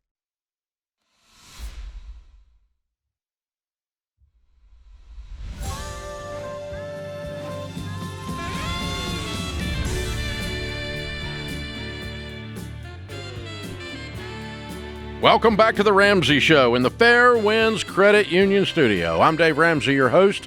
Rachel Cruze, Ramsey personality, #1 best-selling author. My daughter is my co-host. Alexander is with us in Idaho. Hi, Alexander. How are you? Better than I deserve. Cool. How can we help? I'm just trying to figure out if how much of a step back it would be to my life if I were to purchase a 2025 Harley Davidson Lowrider S.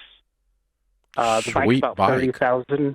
Thank you. You actually know what that one is? Yeah. What's the tag on that? What's the price on that? MSRP is about 24, but I'm going to put some upgrades on it, pipe and heated grips and all that good stuff. Probably about $30,000 out the door. Yeah. So what do you make? Right now I'm making about $65,000 a year. Mm-hmm. And then my wife makes about 15. She works about 10 hours a week. I assume you each have a car. Yes, I have a truck, and she has a crossover. Yeah. What kind of debt do you guys have? Currently, no debt. We are actually on baby step 6, and 35 with 2 little kids. There's a couple kickers about that though. I guess the first one would be that right now we're spending more than we make. Because how would you pay for the Harley? Just extra money. So about 2 years ago, we were gifted about $200,000 from Sarah's grandmother when she passed away, or my wife's grandmother. How much when she debt? passed away. No debt, but they're living above. No debt. How are you living above your means? You're spending more than you make. Why? We saved a lot of money prior to having children. And we are only going to pulling out of savings every month. Pulling out of savings every month. How much? Roughly about $1,000 a month. Why? And why can you not live on $85,000? Tithing and 15% for retirement, and restaurants and travel and vacations No, and restaurants? we're not doing a whole lot of that. It's yeah, just, you are. You're doing that, something, because tithing does not cause you to not be able to make your budget. That sounded real it's our holy, but house. I'm not I think buying it. Yeah, our mortgage is about $1,400 a month. That's not killing you. Okay. Well, anyway, so here's the thing. I love almost anything that has a motor in it. Sure. Which is kind of why I don't like Teslas, because I like almost anything that has a motor in it, and so that bike is very cool. My Tesla will be his bike and your car in a race. I'll just say that. Yeah. Go ahead. And well, that's not a. Anyway, it's a very cool bike, what I'm trying to say is I completely understand why your adrenaline is up when you think about it. And I can get that way about a myriad of different things with motors in them. Everything from a skid steer to a ski boat, right? So I get it. But I will also tell you that as a young man with 2 children and hasn't figured out a way to live on $85,000 a year, to invest $30,000 in a motorcycle that's going to be worth $15,000 in about a eye blink is not a good investment. You're not in a position to afford this.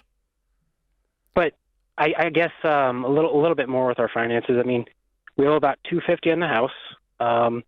House is worth about $450.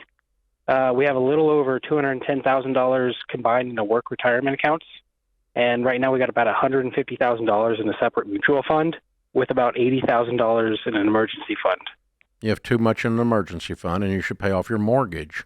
You're sitting on $200,000 worth of inheritance, $150,000 in a mutual fund, $80,000. That's enough to pay off your mortgage. Why do you still have a mortgage? I think that's kind of one thing my wife and I guess disagree on. I'm kind of on the plane of mortgaging, paying off the mortgage. But then when we first received the money, and she was kind of along the lines of just to be safe, to put it in mutual There's nothing fund. safer than a paid-off mortgage. Sure. It's much safer than a stock market investment. I know, but I guess devil's advocate here, because okay, I don't think we're going to be able to help you, honey. No, I would not buy the motorcycle. You're too broke to do it, and you haven't learned to live on less than you make. No, I would not do it. Holly is with us. Holly's in North Carolina. Hey, Holly, how are you? I'm good. How are you? Better than I deserve. What's up? I'm calling because I have a situation with my eldest daughter where she made an agreement with my husband and myself, along with her 2 sisters, to pay her student loans after graduation that we took out for them. They are parent loans, but the agreement was that they would pay them when they graduated, just as we had paid for our education. My husband and I are both nurses, and we put ourselves through school. And they disagreed with how the money would be spent for college. We wanted them to stay home and commute, possibly to save money, but they really wanted to go away, and we said the debt is on you. We did help them through college with other expenses along the way. It wasn't like we just abandoned them, and we continued to provide for my younger daughters here and there. My oldest daughter now is refusing to pay her loans and do good on her agreement with us. It was a verbal agreement. Her sisters are paying their loans. They know that it's their responsibility, but my oldest is refusing to pay Why? her loans. And what is she saying? She's saying that she doesn't care, that it's our problem, and she has cut off communication with us.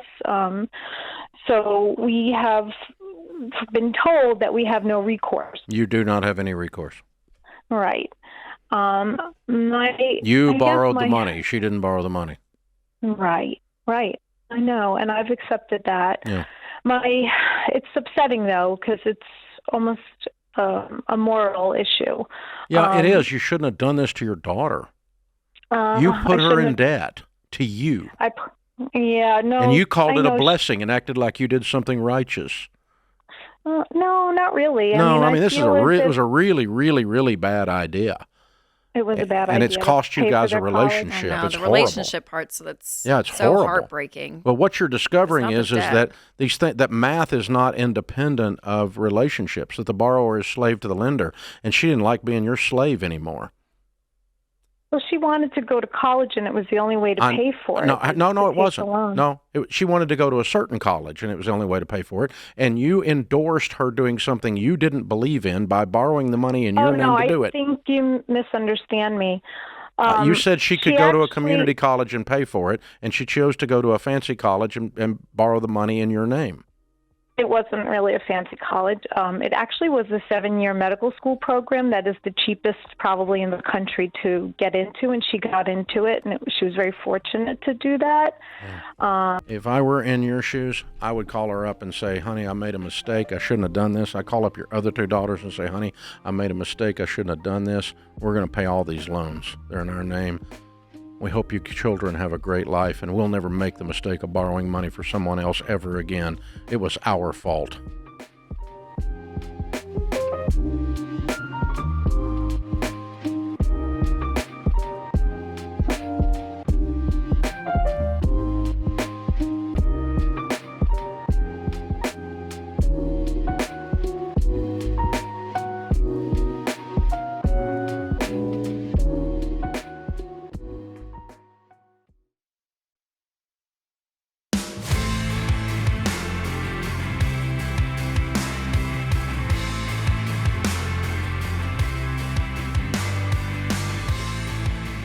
So we have a very popular and award-winning documentary that is now free to watch on YouTube that we did a couple of years ago called Borrowed Future. We spent a lot of time delving into the student loan epic failure that is in America today. Now $1.8 trillion worth of student loan debt. Where does that come from? Whose fault is that? Well, it's Congress's fault for starting the program. It's Congress's fault for not stopping the program once it was considered an abject failure, and they still have not stopped it. Number one. Number two, we tried to get to the mathematical source of why people keep going into student loans, why it was normalized to take out a student loan. And you can blame that on higher education because they've run the cost up through the roof. The inflation rate of higher education is about 3x the normal inflation rate. But they're building lazy rivers for college freshmen to really are. A couple of campuses have this now. They can ride an inner tube through the lazy river under the dorm. I mean, it's unfreaking believable what they're spending money on. And then they're charging it back to your children in the form of ridiculous tuition and ridiculous housing costs. So it's higher education's fault. It's Congress's fault. It's the 18-year-old's fault because no one ever told this 18-year-old no ever in their whole freaking life for anything, and so they expect to go do anything they want to do wherever they want to do it. So there's, it's their fault. And then Rachel Cruze comes in and goes, at the core of it, though, is a parenting problem. It's not a student loan problem, the parenting problem. And the reason you said that was... because in my head, I'm like, they're 18. So yes, you are a legal adult and you're signing up for something. It's your signature on it. But also you're 18 and the adults in your life should be the ones stepping in and guiding and giving you wisdom that's actually going to help you and not hurt you. And so, yeah, I mean, for parents to just sit back is negligence to me. I'm like, step into your kids' lives and talk to them about the repercussions of this because we get calls all day of 6-figure student loan debt. And it's not working in people's favor. And the truth is, too, there's still other options. You can go to community college. In a lot of states now, there's free community college, a lot of places. And so you can go get your associate's degree and then transfer to a university if you want to get the bachelor's, for the last 2 years. But just be wise about it. And instead, it's kind of this like, well, it's so expensive. No one can afford it. So just go wherever you want to go. And that's the message out there. So I remember the first time I got that call and I realized that that your mother and I are dinosaur parents. We're from a whole different world than some people. A guy called me from Michigan. He said, my son told me he is going to this college that we can't afford. And I thought to myself, that's different because when it comes to my money, the 18-year-old doesn't tell me anything. I tell them things. but they don't tell me stuff. That was my first reaction. It's the parents are wusses. They're enabling wusses instead of actually having a backbone and going, how about no is a complete sentence? No. And like integrity, I meant it, no. And then we can explain why, maybe, if I have to. But Probably good parenting, yes. So, I mean, here's good. Here's an example, okay? One of our children, which won't be named, almost left the family because that child decided they were going to apply for colleges other than the University of Tennessee. And so they got accepted into a SEC school, Mississippi. No, Auburn. Was it Auburn? Okay, Auburn. Almost as bad. And so another SEC school, but it's slightly across the state lines, like 50 miles. And at that time, it was triple the tuition. It was double. For apparently about the same degree. So you're going to pay double because you want to go across the state line 50 miles for basically the same degree. And basically about the same level of football. I mean, you're going to pay double for apparently nothing. And so the discussion was no. Well, or you got to figure out a way to pay for it. And then that person couldn't figure out a way to pay for it. And so she decided to graduate from the University of Tennessee, where her parents were willing to pay for in-state tuition. Go Vols. Go Vols. Okay. So and now I'm an alum.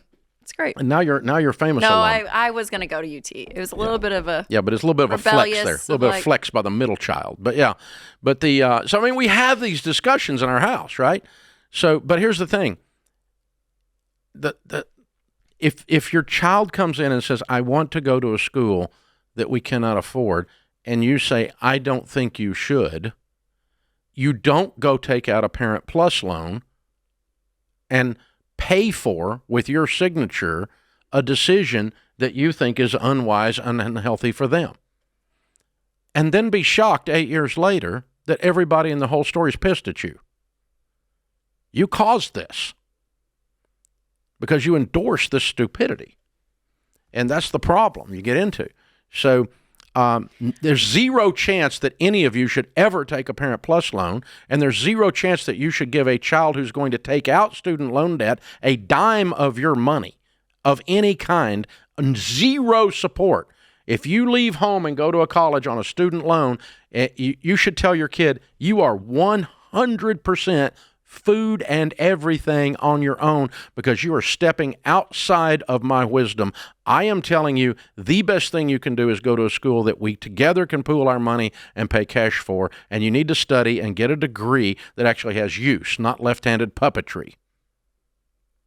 And so you're going to study something, and you're actually going to go to class and pass the class, and together you're going to take a job, and we're going to go to in-state tuition. We're going to go to a school we have the money to pay for, and that we are in agreement on what is good for you.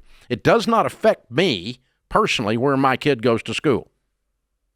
It does. I mean, what degree they get, it doesn't affect me personally. And so any guidance I force upon them or persuade upon them is an act of love. So this idea that you're going to borrow money in your name on a Parent Plus loan to cause your kid to go to a school that you don't think they ought to be going to, there's so many dumb things in that sentence. Yeah. And not to keep extending the point, but the last caller, which I was a little shocked that, I mean, you laid down the law with her. Is there any moral, though, obligation of the daughter at all that they shook hands and had a deal? Absolutely. She promised if she called us, we told her to pay it. Because she said she'd pay it. Yeah. She should keep her word. Yeah. You can't claim victim. You were there at the party. Right. Yeah. And so if you promised your parents you would pay the Parent Plus loan, you should do it.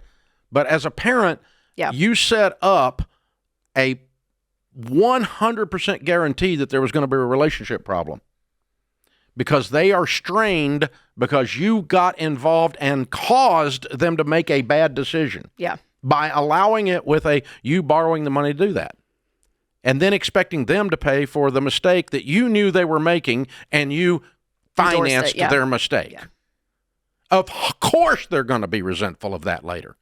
There's 100% chance they're going to be resentful of that later. Well, and what sucks is you're 18, and again, your frontal cortex isn't even formed. You know what I mean? I'm like, you're a kid. You're 18. You're a child. And that's what's hard. Yeah, is they're making these massive financial decisions as a teenager, and you're like, oh my gosh. You can't buy a gun and you can't buy beer, but you can borrow $150,000. Borrow a mortgage of. I mean, it's so freaking stupid. It's just stupid. It's all it is. It's the only thing you can call it. And so to participate in that system as parents is not an act of love. Instead, you go, hey, you're going to a school we can all pay cash for and study something we can all agree on is good for you. And if we can't agree on all that, you're going to make 100% of the decisions on your own. You can't keep an 18-year-old from leaving home and going $150,000 in student loan debt, but you can say, I'm not giving you any emotional or financial support for your stupidity because I love you and I'm not going to endorse you bringing harm to yourself. You can have the backbone as a parent to say that instead of going, well, they're making unwise choices and I think I'll finance it. Of course they're going to be resentful later. Of course. And then don't be shocked that they are.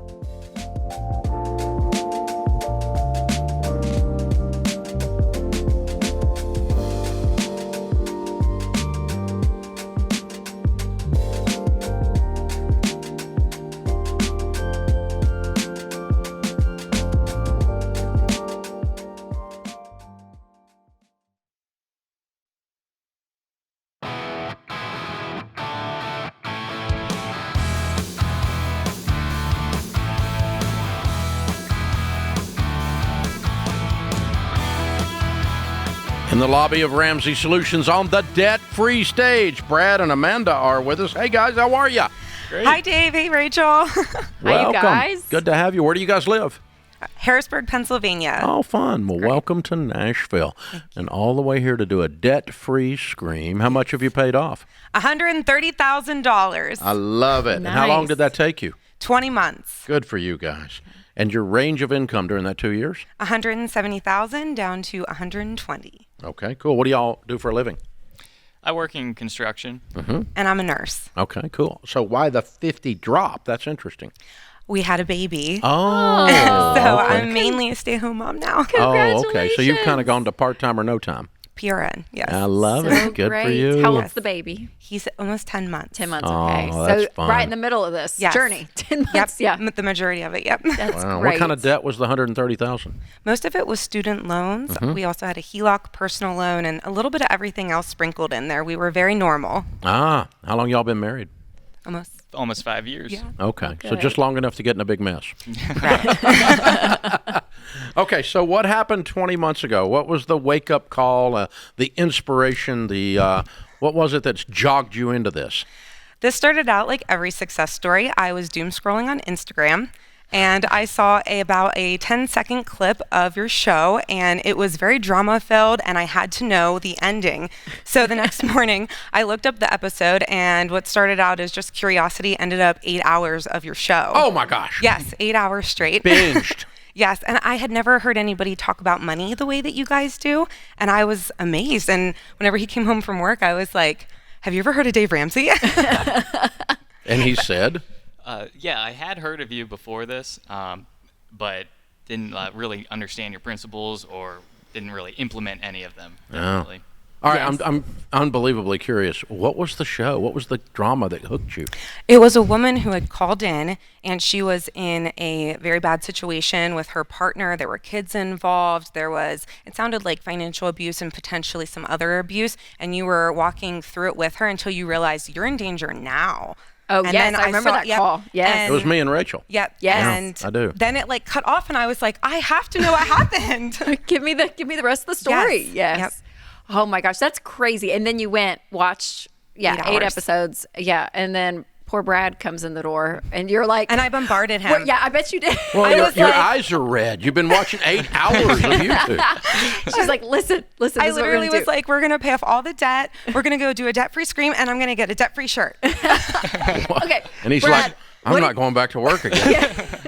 Brad, what did you think when she kind of had this whole new plan of how to do money? Well, that's very much like Amanda to do that. And I was like, okay, and I'm one that like I react slowly, so I was like thinking about it, and it's like, well, we could definitely do that, Yes.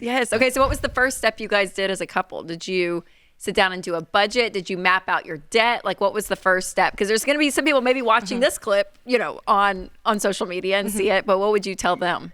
I think it really started with just like adding all of the debt together, and it's like, oh. Yeah, we didn't realize it. Yes. Yeah. It was just sitting there the whole time, and I was like, oh, it's bad. It's $130,000. Mm-hmm. Lots of little stuff. Yep, just added up, and it was a, light bulb movement. It's an oh crap moment. Mhm, Yeah. yeah. Oh my, we really do have to do this now. Oh my gosh. Yeah. Yeah. And so then what happened? Well, we knew that we wanted to start a family, and this was like a large step in just getting secure before having a child. Mm-hmm. And definitely after getting it paid off, you are a lot more comfortable Mm-hmm. and flexible. Mm-hmm.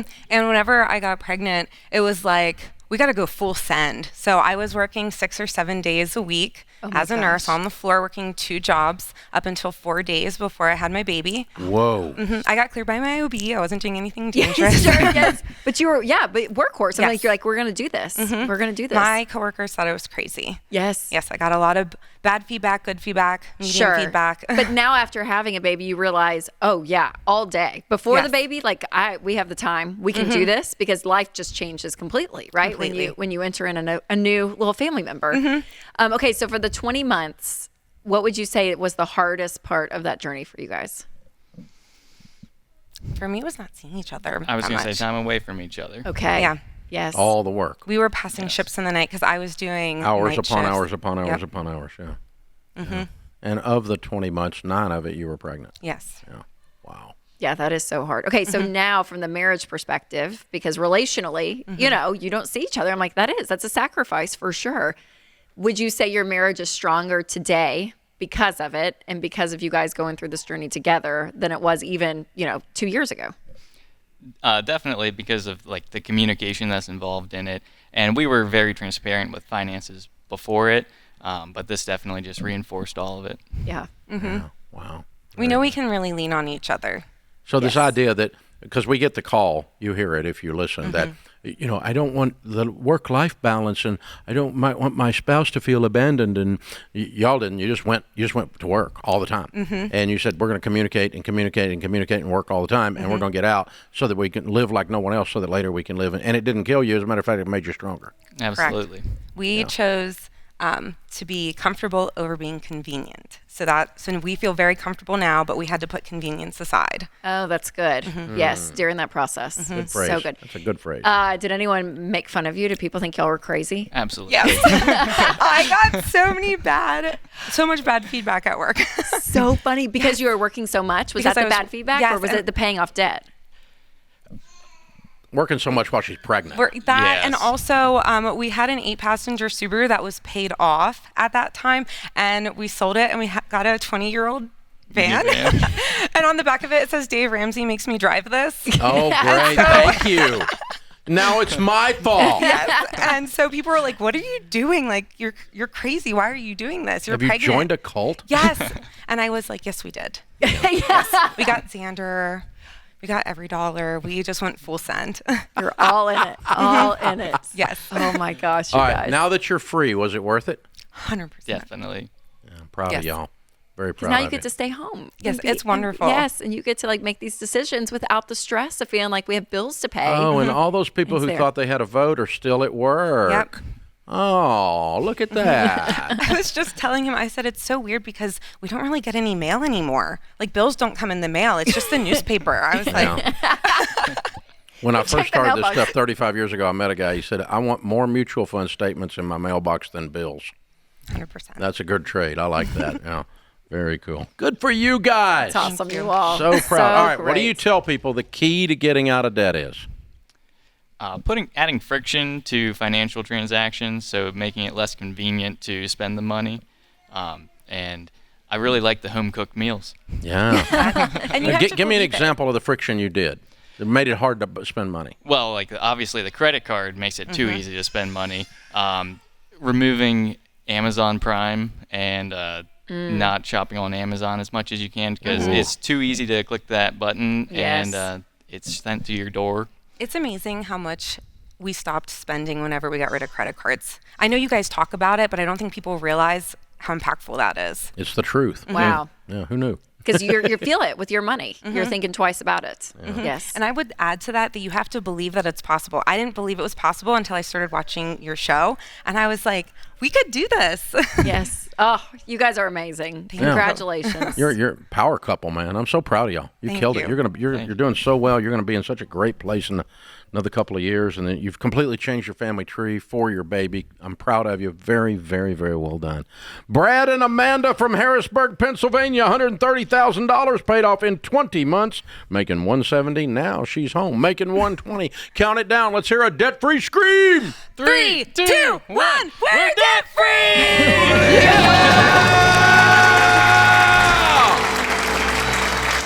Wow. Well done, well done, well done.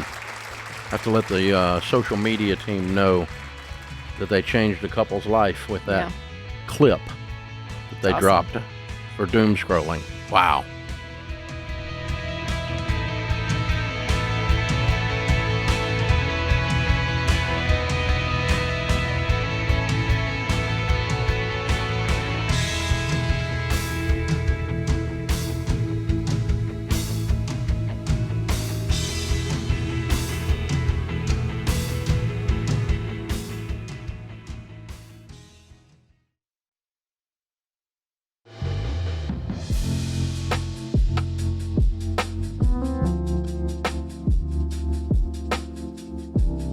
Scripture of the day is James 1:12. Blessed is the one who perseveres under trial, because having stood the test, that person will receive the crown of life that the Lord has promised to those who love him.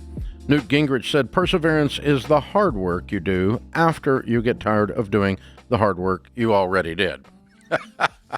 That's good. Hey, big news. The Fed just cut rates. We all heard about it last week, and 15-year fixed-rate mortgages have dropped to the lowest we've seen in 11 months. Currently, 15s are sitting at 5.71. If you're financially ready, now's a great time to buy a house or put one up for sale. Lower rates could save you thousands. It could be moving the people loose, turning them loose, getting them off the bench so they come buy your house.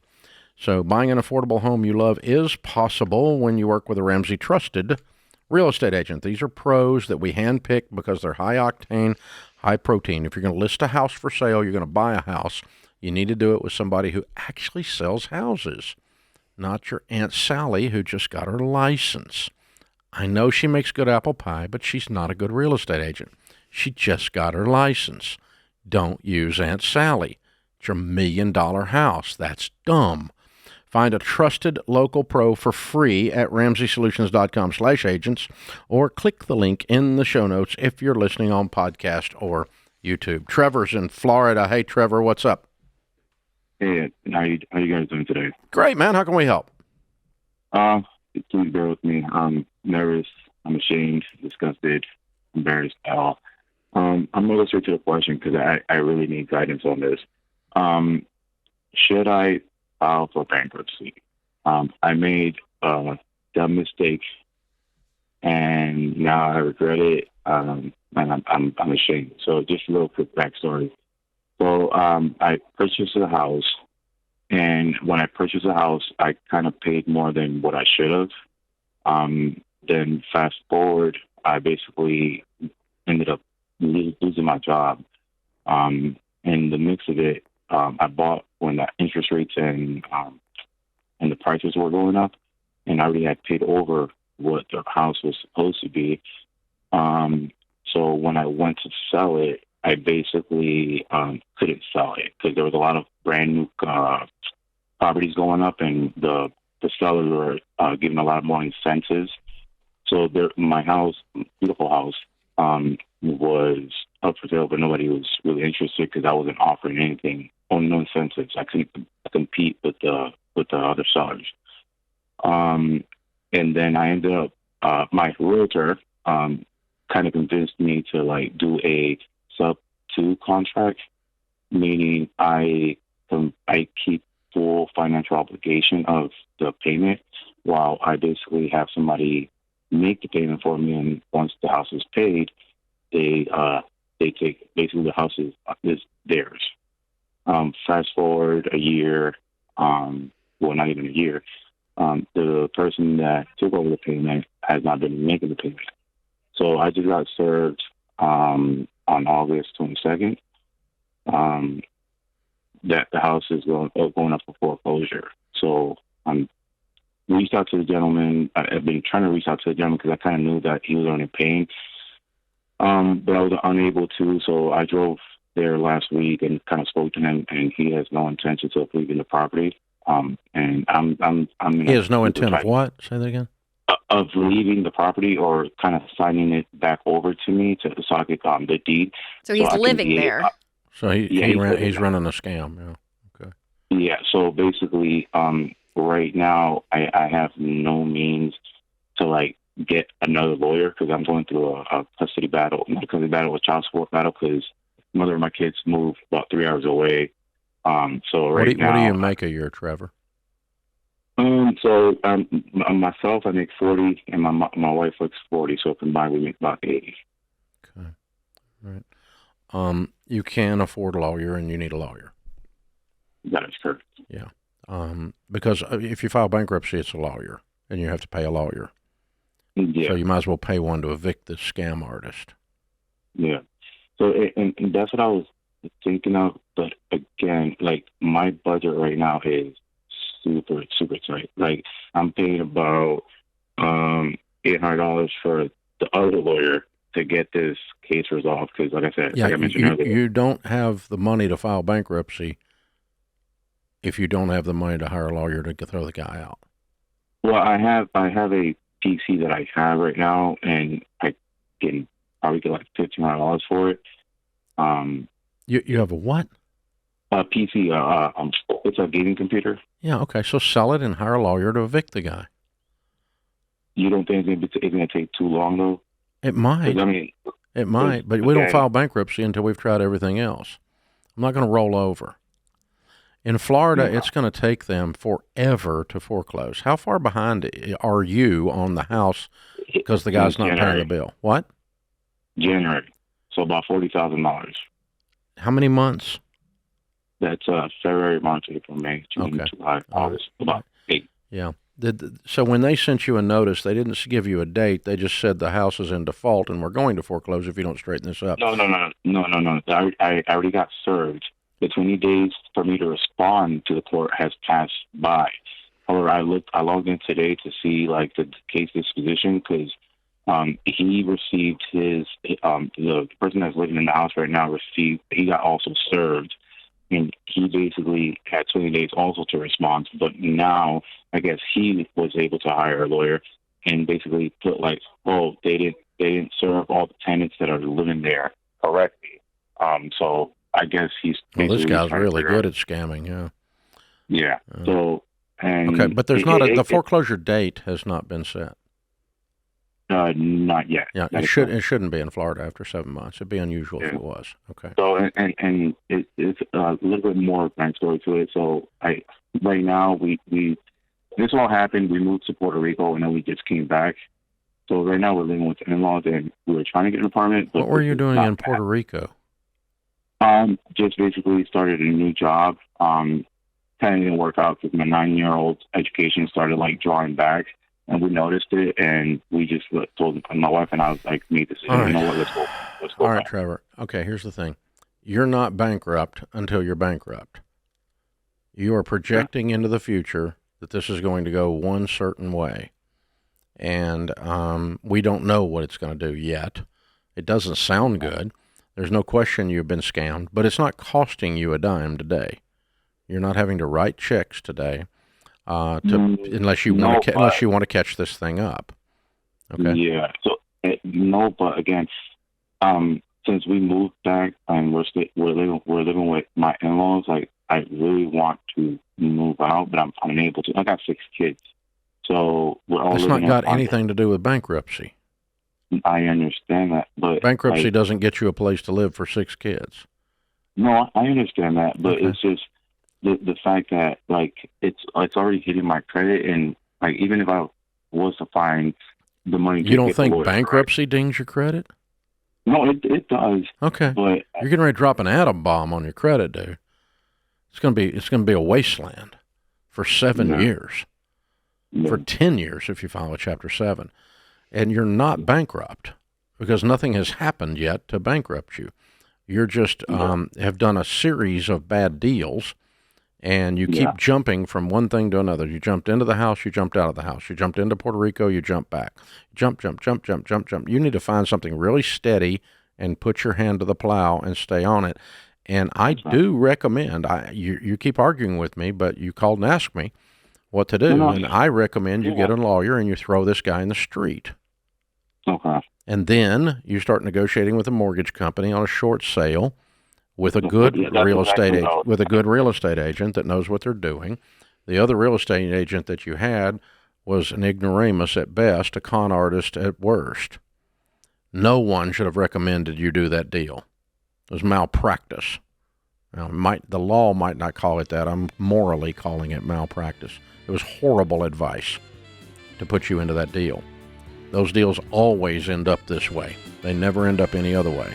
Because who else moves into a house and pays full price for it plus and pays payments for 30 years and it's not even in their name? People who are going to scam you, that's who. So that's what I would do if I were in your shoes, hon. That puts this hour of The Ramsey Show in the books. We'll be back with you before you know it. In the meantime, remember, there's ultimately only one way to financial peace, and that's to walk daily with the Prince of Peace, Christ Jesus.